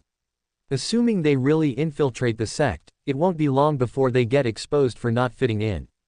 Infiltrating the Tao-seeking sect is easier said than done. I'll go tend to my wounds first. The sect leader went to a secret chamber to go into seclusion and recuperate. Up until now, the vice creed leader had never harbored thoughts of usurping power. Today was a prime example of that. Although killing the creed leader can let me move one step up, what comes after that? What if the righteous path attacks us again? Can I make the right decisions then? As soon as I make a wrong judgment, I'll definitely die under the righteous path's attacks. It'll be too late to regret usurping power then. At the Yanjiang branch, the branch leader had just received word from a messenger sent by the creed leader. A total of 10 people passed the trials, and 3 of them received the evaluations of innate diabolic spawn, descended Tao diabolic, and diabolism in heart. The branch leader was over the moon, his eyebrows raising in joy. The results are even better than I had expected. My opportunity at promotion is right before my eyes. As for the rogue diabolic cultivators who didn't pass the first and second rounds, the 11 administrators would split up to dump them at various places while they were still unconscious. After they wake up, they would forget the location of the Yanjiang branch and think that everything was just a dream. The most foolproof method was to kill them to ensure that they wouldn't leak the location of the Yanjiang branch. However, for the sake of the greater picture, the Everlasting Creed didn't do so. With these rogue diabolic cultivators wreaking havoc in their respective territories, they could draw the attention of the righteous path. Amid the chaos, the righteous path wouldn't be able to distinguish which acts were committed by rogue diabolic cultivators and which were by the diabolic creeds, thereby achieving the effect of confusing the righteous path. Lu Yang and the other 2 slowly woke up, their minds muddled after the many events that had just transpired. What did I see before passing out? Big Senior Sister descending from the sky. Lu Yang broke into cold sweat. Big Senior Sister didn't see me transforming into her, right? If she did, she's surely going to skin me. Meng Jingzhou and Man Jiyu also recalled what happened. Lu Yang's animal form fist had summoned the real Big Senior Sister. Lu Yang's gaze warned the 2 of them to keep it a secret, and the 2 tactfully nodded. The branch leader suppressed the delight in their heart and tried their best to speak in a neutral tone. From today onward, the 10 of you will be a part of the Everlasting Creed. Usually, we should first go through with an initiation ceremony, but the 3 rounds of trials today have already exhausted everyone, myself included. Visiting the Everlasting Immortal in such a state would be disrespectful. We will assemble here again tomorrow and officially hold the initiation ceremony. Lu Yang could discern that when the Everlasting Immortal was mentioned, the branch leader's tone as well as the expressions of the 11 administrators would change. This means that they truly believe in the Everlasting Immortal's existence. No wonder they call themselves a creed. He then heard the branch leader say, however, since there are new members joining us today, it also wouldn't be right to not celebrate. I'll tell you what, let's go out and have a meal. I heard that a new barbecue shop has opened in the commandery. It's called, One More Time. The taste is pretty good, and it has many positive reviews. We'll gather there in a short while, my treat. Lu Yang, Meng Jingzhou, Man Jiyu. Not letting us rest, huh? Chapter 77, Where's the shop owner? Come out. I'm so exhausted, I don't feel like doing anything at all. The trio was yawning, their eyelids struggling to keep open. Why did the branch leader have to propose this rotten idea to come here and eat? They were currently on their way to the barbecue shop. After one whole day of battling with wits and valor, they had finally infiltrated the enemy. All they wanted to do now was dig into a hearty meal and enjoy their beauty sleep. As the Everlasting Creed had congregated everyone's consciousness inside the mountains and rivers cauldron, it would result in significant fatigue. Fortunately, I had the tiger henchman ghosts prepare the skewers beforehand. We can open the shop right away. Man Jiyu felt glad. Upon arriving at the entrance of the barbecue shop, Lu Yang noticed a familiar person. Captain Wei, what are you doing here? Is anything the matter? Captain Wei had knocked on the barbecue shop's door for a while but to no avail, to which he thought there was not a person inside. He was right, there was not a person inside but rather two tiger henchman ghosts that were busy skewering. When they heard the knocking, they were almost frightened to death and didn't dare to open the door. Just as Captain Wei was about to give up, Lu Yang and his gang arrived. Captain Wei's eyebrows arched upward in joy. "Manager Lu, all of you are finally back." Lu Yang nodded, casually spouting some lies. "I saw that the weather was not bad this morning, so the three of us decided that it was a good day for an outing. We just got back. Are you still opening for business today then?" Lu Yang pondered for a bit. "The branch leader and the rest are coming, making that around 20 people. That should count as opening." "Yes, we're opening." Constable Captain Wei spoke in his gentlest tone possible. "Manager Lu, here's the thing. Your barbecue shop is quite famous around the area, so I often bring a few brothers along to eat here. I know that you only enjoy running the barbecue shop and have no intentions of expanding or having others advertise for you." Lu Yang nodded. Captain Wei continued in a remorseful manner, "That few brothers of mine aren't good at keeping their mouths shut." After eating, they went back and raved about how delicious the food here was. Naturally, the others also began drooling, and they agreed that they'll come here to have a meal together after their shift today. The brothers on the night shift in the yamen even asked us to bring some food back after we're done eating. Judging by Captain Wei's expression, his brothers are probably not the only ones who did that. You spread the word too, didn't you? So, there are quite a few constables in Yanjiang Commandery. We could probably take up all your tables. The chief constable is also coming, so I was wondering if we could book the entire place tonight." Understanding his intentions, Lu Yang soon showed a troubled expression. "But I also have a few good friends coming over tonight, I'm afraid." Captain Wei hurriedly said, "That's not a problem at all. A few people won't make much of a difference. All of us can eat together. It'll also be livelier with more people." Before coming, he had slapped his chest confidently and promised his colleagues that they would be able to get a meal today. If they don't, that would be a slap to my face. Lu Yang agreed. "All right then. We'll get things ready and open in an hour." Hearing an affirmative answer from the other party, Captain Wei was pleased as he left. When it was almost time for the meetup arranged by the branch leader, people from various directions gathered in front of the barbecue shop. They included the branch leader, 11 administrators, and 7 new members.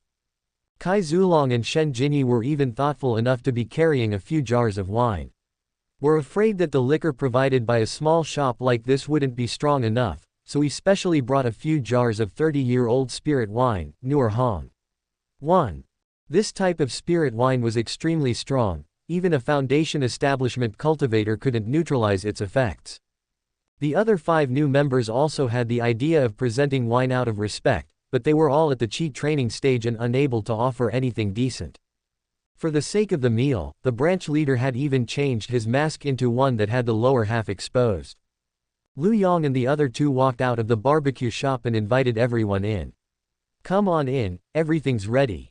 The place was originally booked for the night, but after much persuasion, we managed to convince the other party to leave us one table.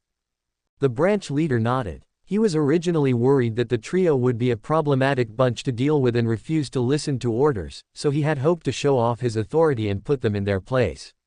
Now it looks like these 3 are on the ball. They know how to reserve a table in advance. "Don't just stand there, let's head inside," the branch leader beckoned everyone. As the barbecue shop was empty, the branch leader very naturally sat at the table in the center.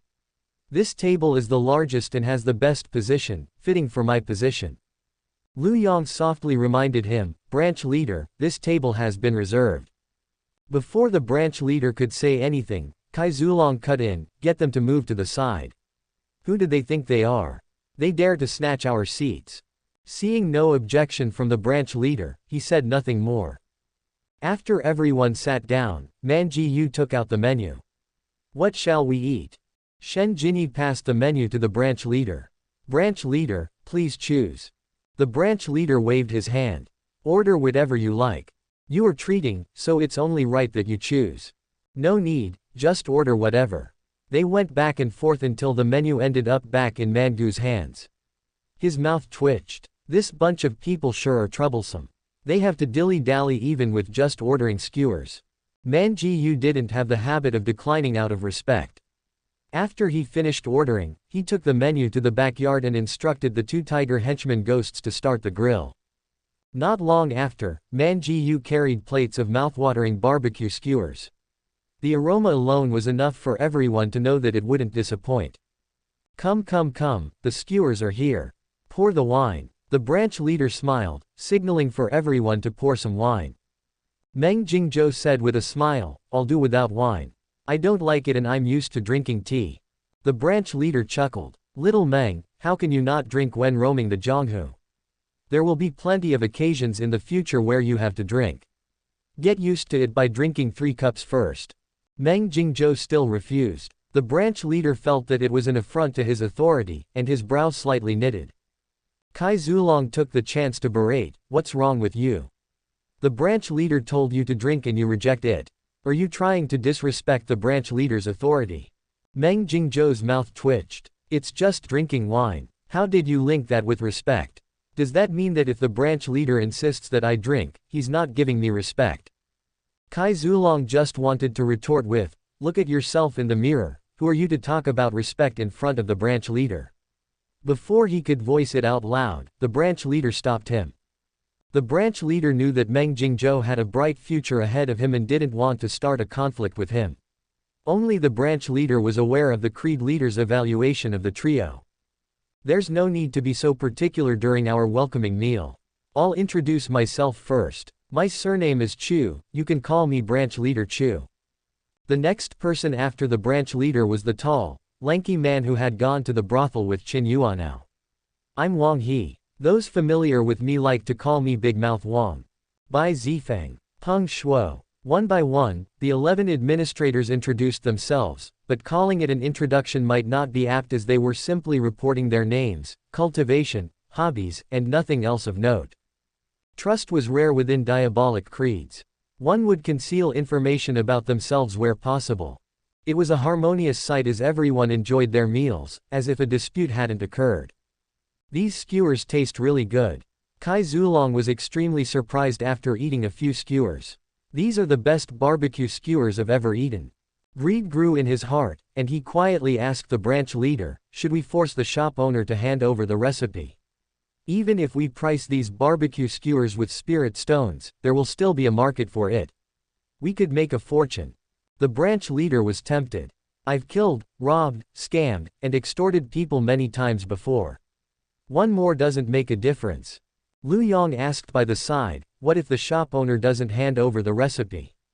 Coldness gleamed in Kai Zulong's eyes as he smiled sinisterly. Then let's see if he wants to keep his life or the recipe. He slammed the table, ready to cause trouble as he yelled angrily, where's the shop owner? Come out. The skewers are already all served, yet you still haven't shown your face. Don't you know the rules? Right afterward, Captain Wei's voice could be heard from outside. Haha, where's the shop owner? I've brought my brothers here. A swarm of constables streamed in, including the chief constable who was at the golden core stage, surrounding the table the branch leader and the rest were at. Check out our playlist for more amazing novels. Continue. Chapter 78. Righteous and Diabolic Paths as One Family. The constables spread themselves out and sat down.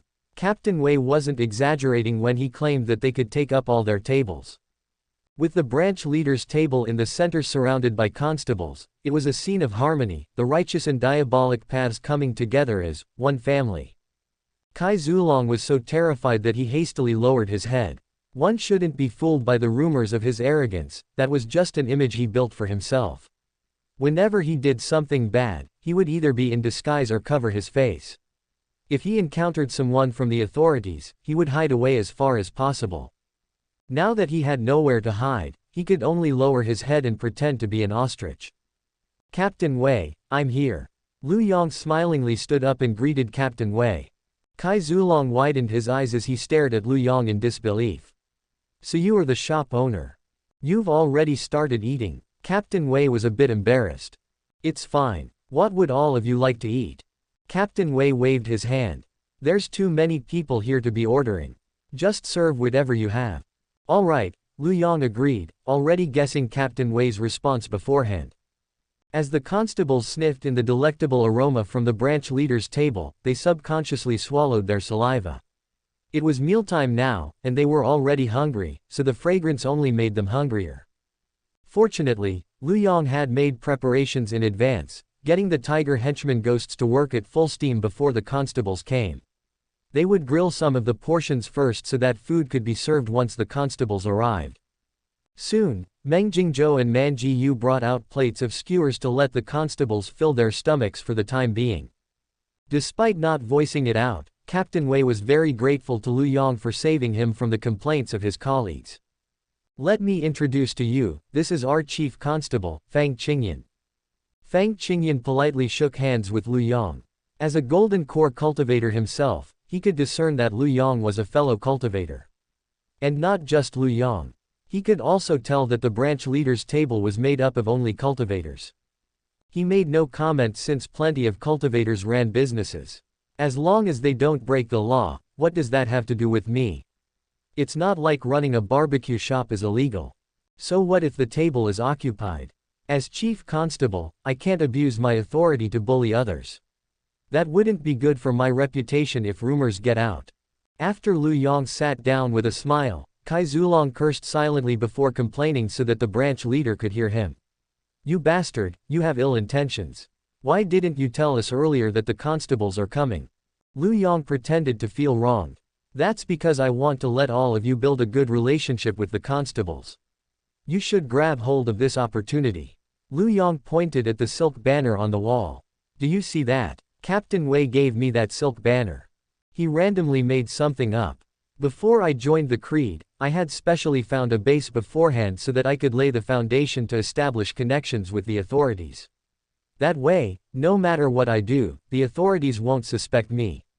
When they come here to drink, I can even eavesdrop on their intel.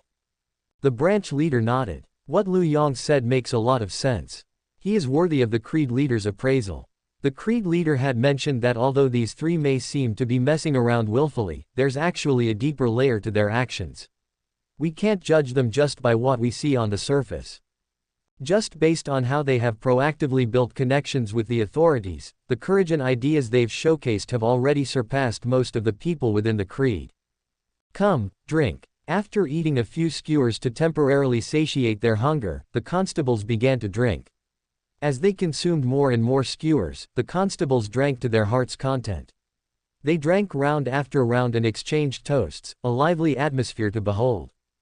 In stark contrast to the buzz in the surroundings, those at the branch leader's table in the center were drinking very cautiously, afraid that they might spill some secrets by accident if they had too much to drink. Toward the end, they even stopped drinking wine altogether and switched to tea instead. Captain Wei noticed that the branch leader's table was lacking a lively mood, and he felt that his presence might have been the culprit. Feeling guilty inside, he picked up his wine cup and walked over. Come, don't mind us. We're just ordinary people when we're off duty. We should be eating and drinking happily when we're at a barbecue shop. Come on, let's have a drink. Captain Wei called out to Kai Zulong. Kai Zulong gingerly lifted his teacup. Captain Wei was displeased, his face stern. What's with drinking tea? Are you not giving me respect? Pour wine. Kai Zulong had no choice but to brace himself to down the 30-year-old spirit wine he brought along. Captain Wei was spinning in circles as he drank, while the other constables were clearly drunk. They followed him and started to drink at the branch leader's table, enjoying themselves to the fullest. No one looked for Lu Yang and the other two to drink. There was a tacit consensus that they shouldn't be getting the boss of the shop drunk. The strength of a 30-year-old spirit wine was not something a Foundation establishment cultivator could tolerate. Kai Zulong and the others ended up intoxicated. Seeing that they already had their fill, the branch leader found an excuse to leave. The most up-to-date novels are published on Father E. Webno. L.O. With their boss gone, under the influence of alcohol, the people gradually became less restrained. Kai Zulong and Shen Jinyi put their arms over each other, determined to unite and make a name for themselves in the everlasting creed. Kai Zulong, the biggest weakness you have is that you're too impatient and flamboyant. You should tone it down a little. Shen Jinyi advised Kai Zulong. However, Kai Zulong was not happy to hear that. He was a free soul and wasn't willing to accept criticism. Oh, please. You're saying that I'm flamboyant. Then should I be a coward like you? Someone who doesn't dare act by themselves and teach a bunch of students to do the work for them. You're always hiding behind others like a girl. Shen Jinyi flared up. Kai Zulong, don't mistake my kindness for weakness. I'm looking out for you, yet you tried to bite me back. Kai Zulong was even more irate. Who are you calling a dog? He sent a punch right into Shen Jinyi's face.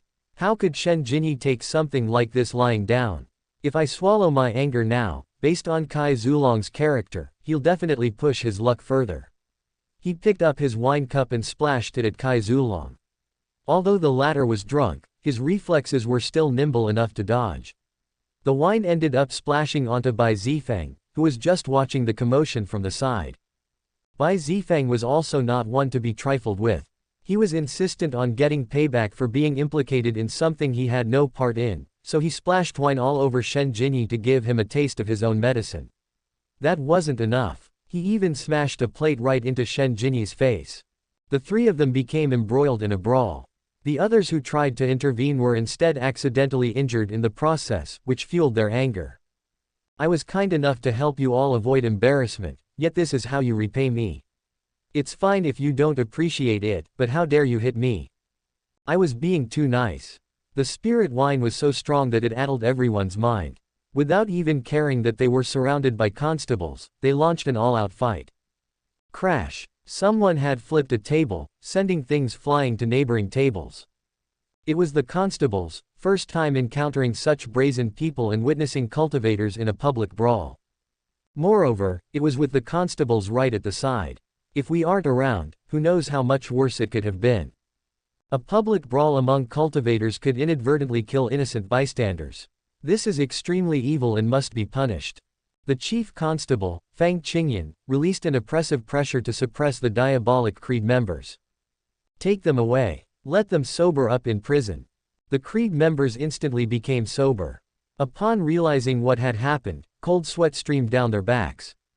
Too many people had come this time, overwhelming the two tiger henchmen ghosts who were so busy that they became fainter.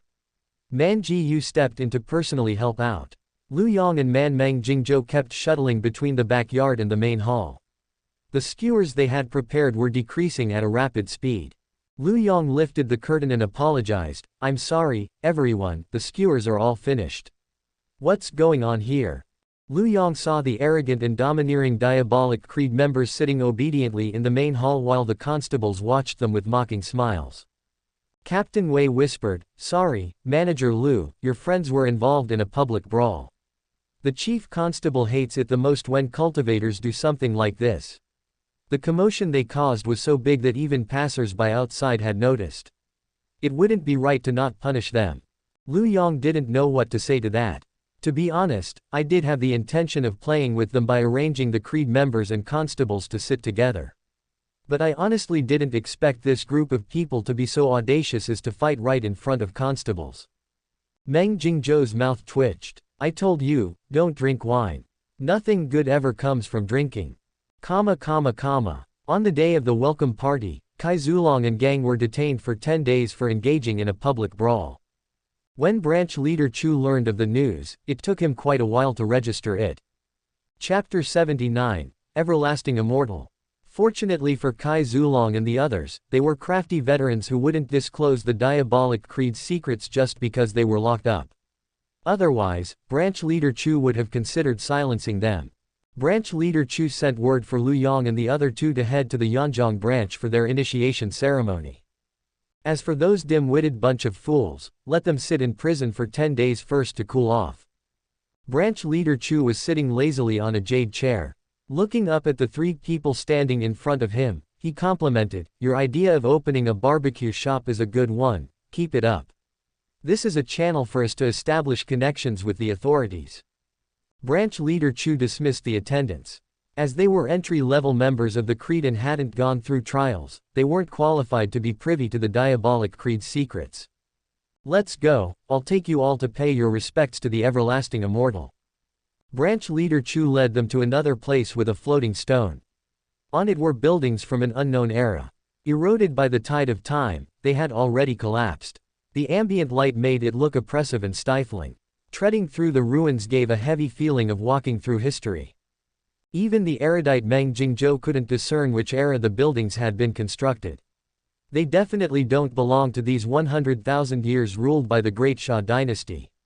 Meng Jingzhou was secretly stunned. Could they be from the Great Yu dynasty?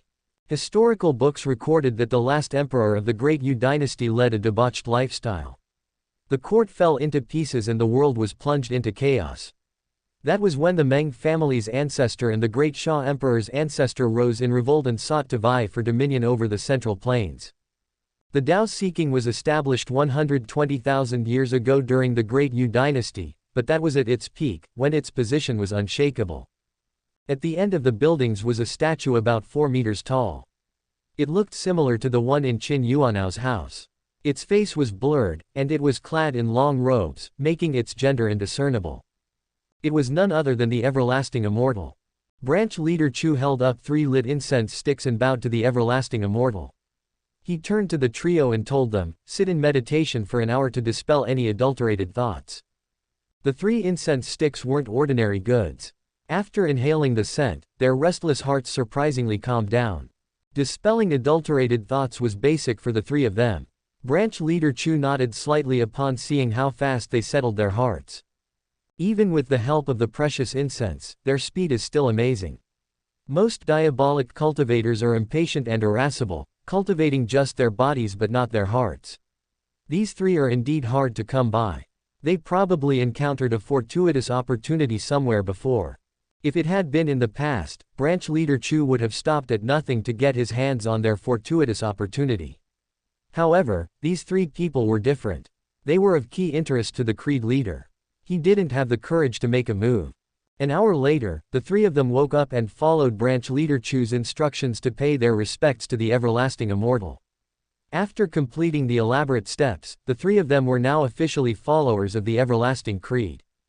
Branch leader Chu said with his hands behind his back, before joining our creed, you might have only known that we everlasting creed worship the everlasting immortal and that becoming followers could extend your lifespan. You probably know little about the everlasting immortal. The 3 nodded. They had no clue about the everlasting immortal. This was, in fact, the only immortal they had ever heard of. Branch leader Chu reverently went into detail. The existence of the everlasting immortal is a taboo. He has lived through the ages alongside heaven and earth, witnessing the ups and downs of this world.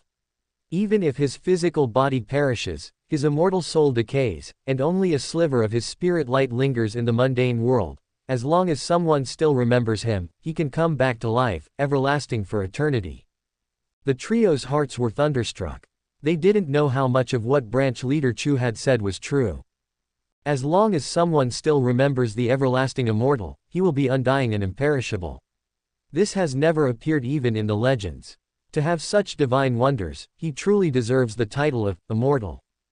Branch leader Chu continued, having attained enlightenment and become an immortal in ancient times, he is cognizant of ancient secrets through the ages, and the power he possesses is far beyond what us plebeians can oppose. Now that the great era is upon us, the old monsters buried in the wilderness are crawling out of their coffins. If we want to survive in this great era, we can only resurrect the everlasting immortal to protect us. Lu Yang hesitated for a bit before asking, so how are we resurrecting the everlasting immortal? The everlasting immortal attained enlightenment through battles and became an immortal through slaughter, something he delights in. We have to stir up war in this world and please him through the death of millions. This is just the first step. The subsequent steps are not what someone at your position can have access to. Millions of deaths. Meng Jingzhou was flabbergasted. How many lives would that be? You can't even use corpses strewn across the ground to describe the carnage. Is that a lot? Not at all. Branch leader Chu shook his head.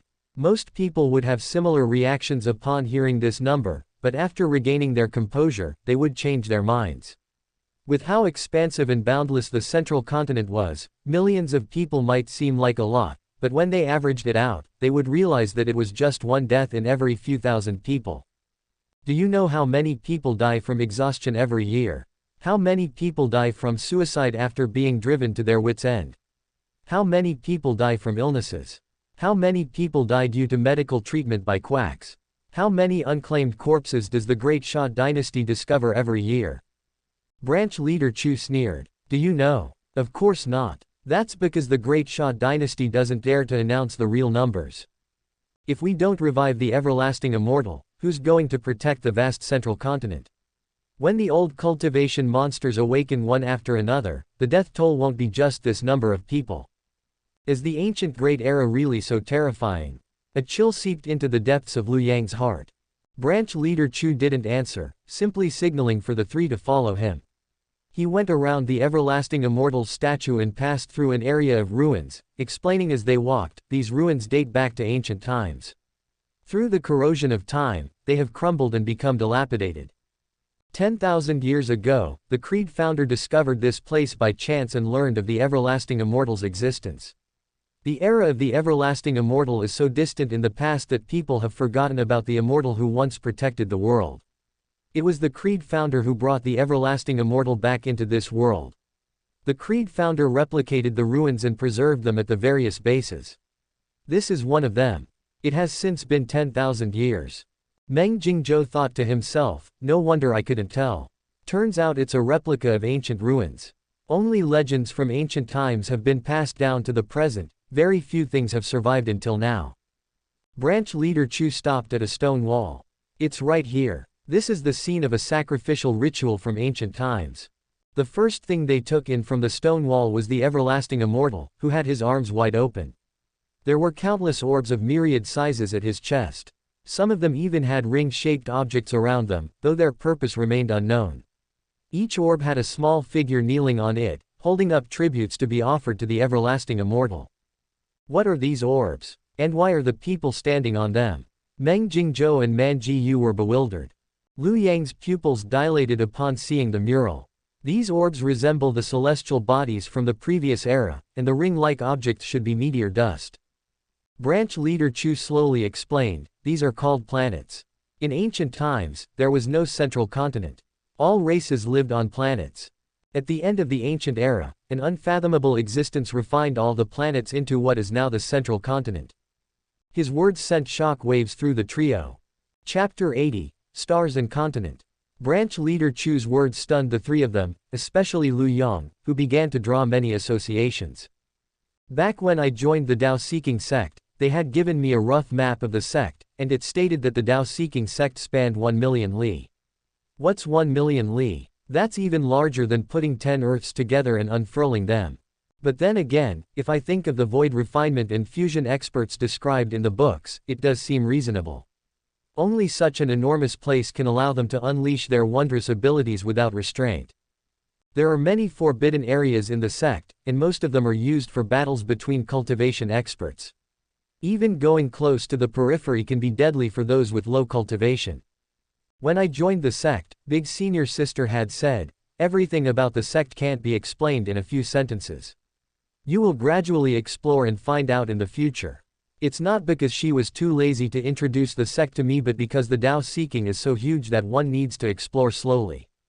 Now that I think about it, the Tao seeking sect could have been formed from planets. But the land it occupies is only a corner of the central continent. It's hard to imagine how vast the central continent actually is. Branch leader Chu continued, in ancient times, stars with life existed in the tens of thousands or even more than that. We can no longer verify the exact number. The cultivators didn't have to rely on magical treasures to reach the divine transfiguration stage, and they could fly from one star to another.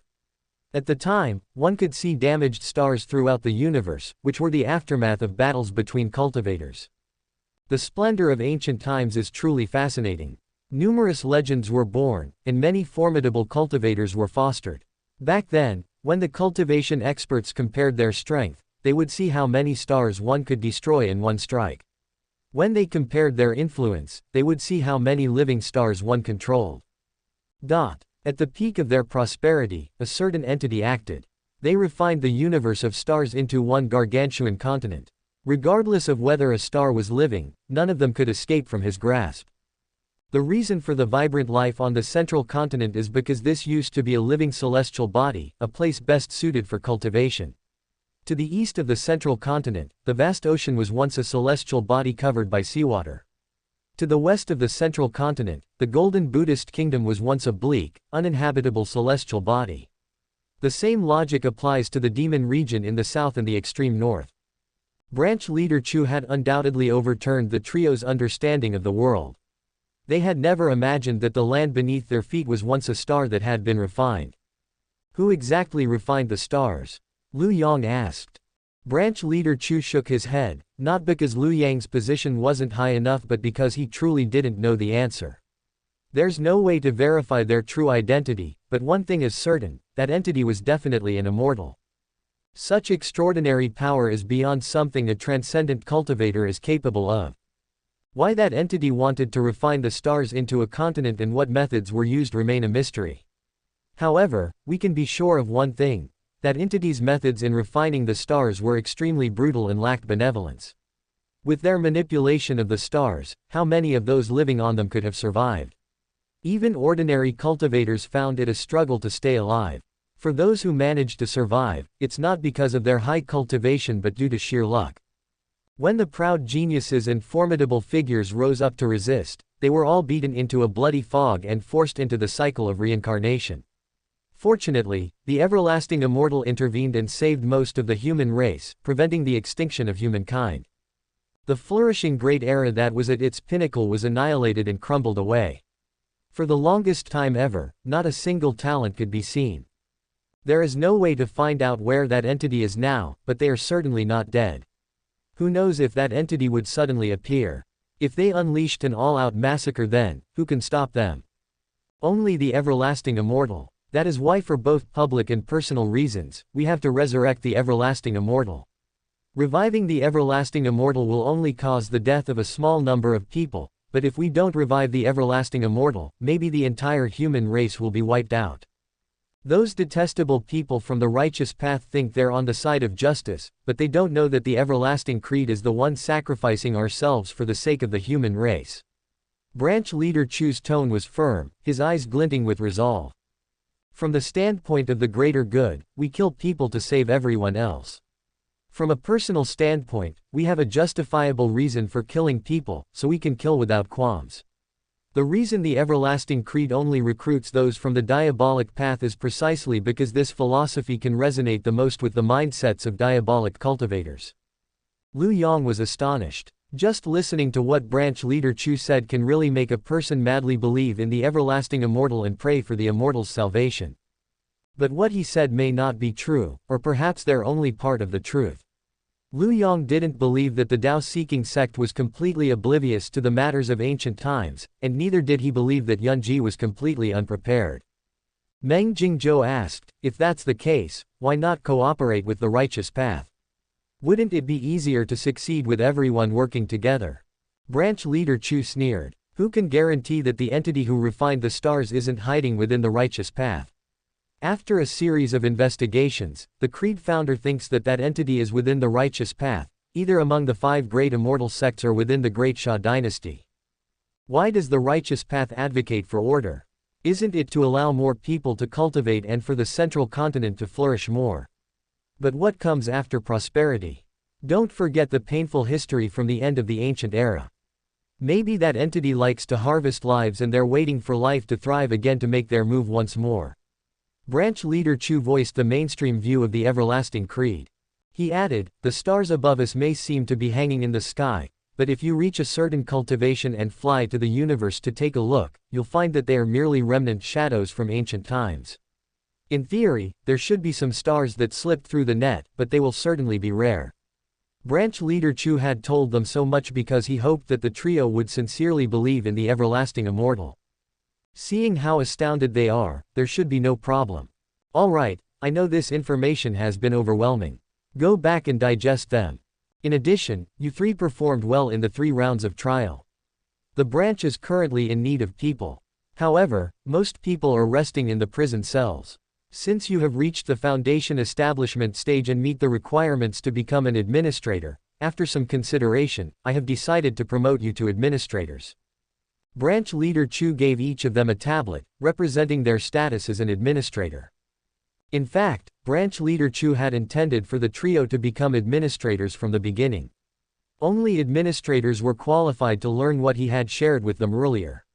He advised, if you have the time, you can visit your fellow members. I heard that the food in prison isn't good. Bringing them some food can help with building rapport. The diabolic path only cares about self-interest but also makes clear distinctions between favors and grudges. If those beneath me get too tangled up in internal strife and schemes, I won't have an easy time as branch leader. However, what Branch Leader Chu was worried about was not the subordinates scheming against the trio but rather that they would be tormented to death by the trio. Lu Yang's face was wreathed in smiles. We are all brothers from the same creed. We will definitely unite as one and work together to resurrect the everlasting immortal. Please rest assured, Branch Leader. For some reason, Branch Leader Chu felt even more uneasy after hearing that.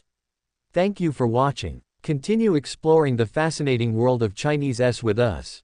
Hit that subscribe button on Chinese Novel Audiobook to stay updated with our latest stories. And never miss out on a great listen.